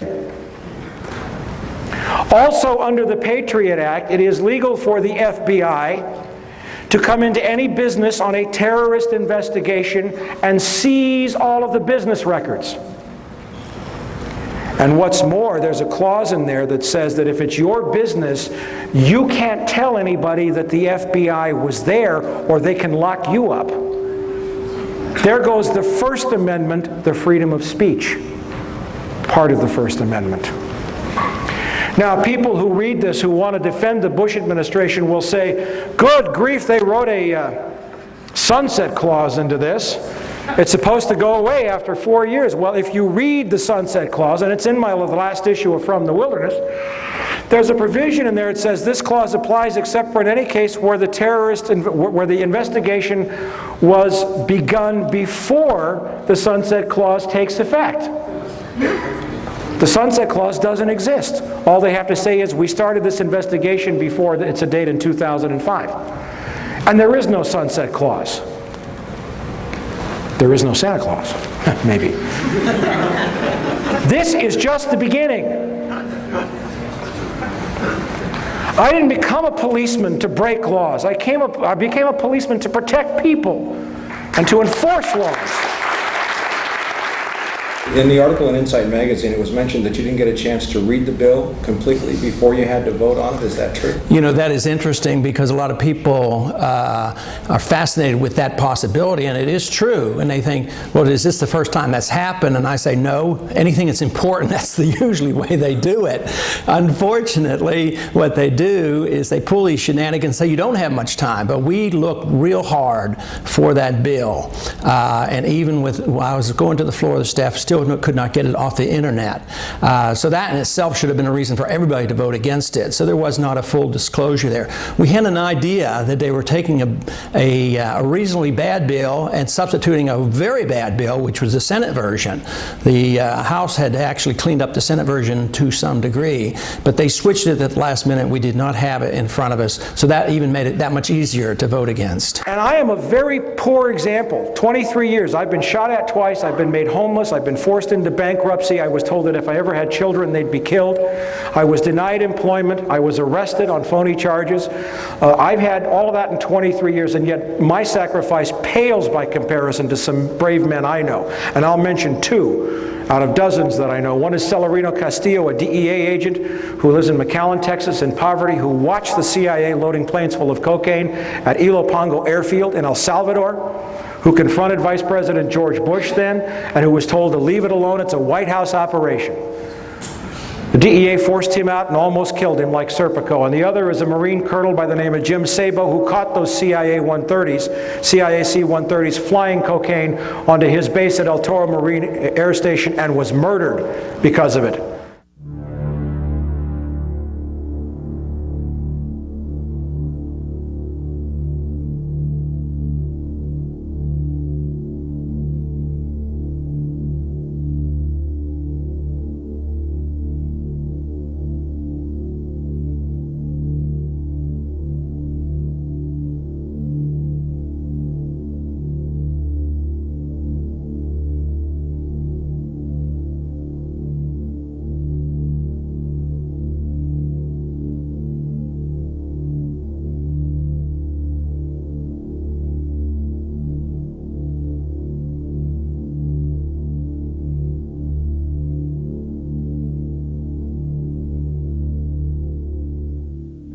People like us, and I'm just one of many, have been trying to tell people like you that unless you face this now and pay the price, this is what the end result is going to be, and it's only going to get worse. Catherine Austin Fitts has a great saying, if we can face it, God can fix it. But it can't happen until we face it. Now let me show you what's on the drawing boards. This is being debated right now. Model State Emergency Health Powers Act as of October 23rd. This goes in conjunction with the 300 million doses of smallpox vaccine that are being ordered. This is an act that will give state and local governments the right to seal off neighborhoods, herd people into stadiums, close down all transportation, water, and communications, seal off everything, suspend the Constitution, seize property, and suspend the writ of habeas corpus. All justified under a supposed threat of massive biological warfare. This is being debated right now. The criminality of this regime is out of the closet. I noticed it was out of the closet in May when Citibank bought Banamex. They don't care anymore. They're arrogant. But I got news for you. These guys, and especially George W. Bush, play in a rigged game. They've always played in a rigged game. And those who play in a rigged game get stupid.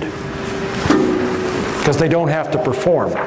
Their arrogance gets them. Now, if you have any lingering doubts, and you can go to my website and read all of these documents of Operation Northwoods.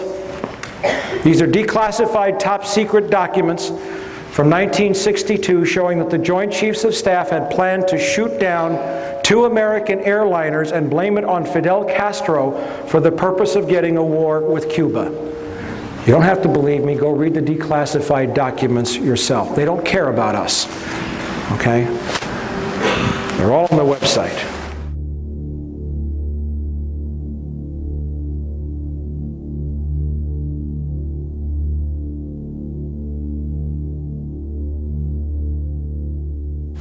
The victorious warlord set to open opium floodgates. The Northern Alliance is planting opium poppies hand over fist, and the CIA will control that drug trade and control the money to keep the bubble on Wall Street afloat. Now, I want to leave you with a couple of thoughts.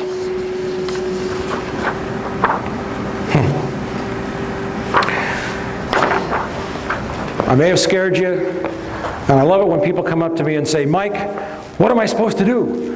And I know that in your head you're saying, you don't want me to tell you what you're supposed to do, because what you want me to tell you is something that'll let you go home, drink a beer, watch your television set, and manage your 401k plan.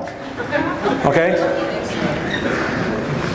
Yeah, you can write, and I got to tell you, From the Wilderness, my newsletter has doubled in size since September the 11th. And you know what I'm doing with the money? I'm hiring reporters and I'm writing more stories. One thing you can do...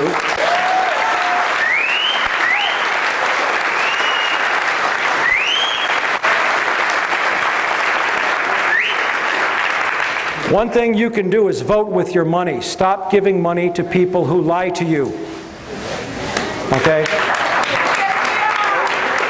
Now, I'll give you a little word of inspiration. I'll give you, this is a comment on the Patriot Act. It says, our forefathers would think it's time for a revolution. This is why they revolted in the first place. They revolted against much milder oppression. And who said it? A Republican Congressman, Ron Paul of Texas.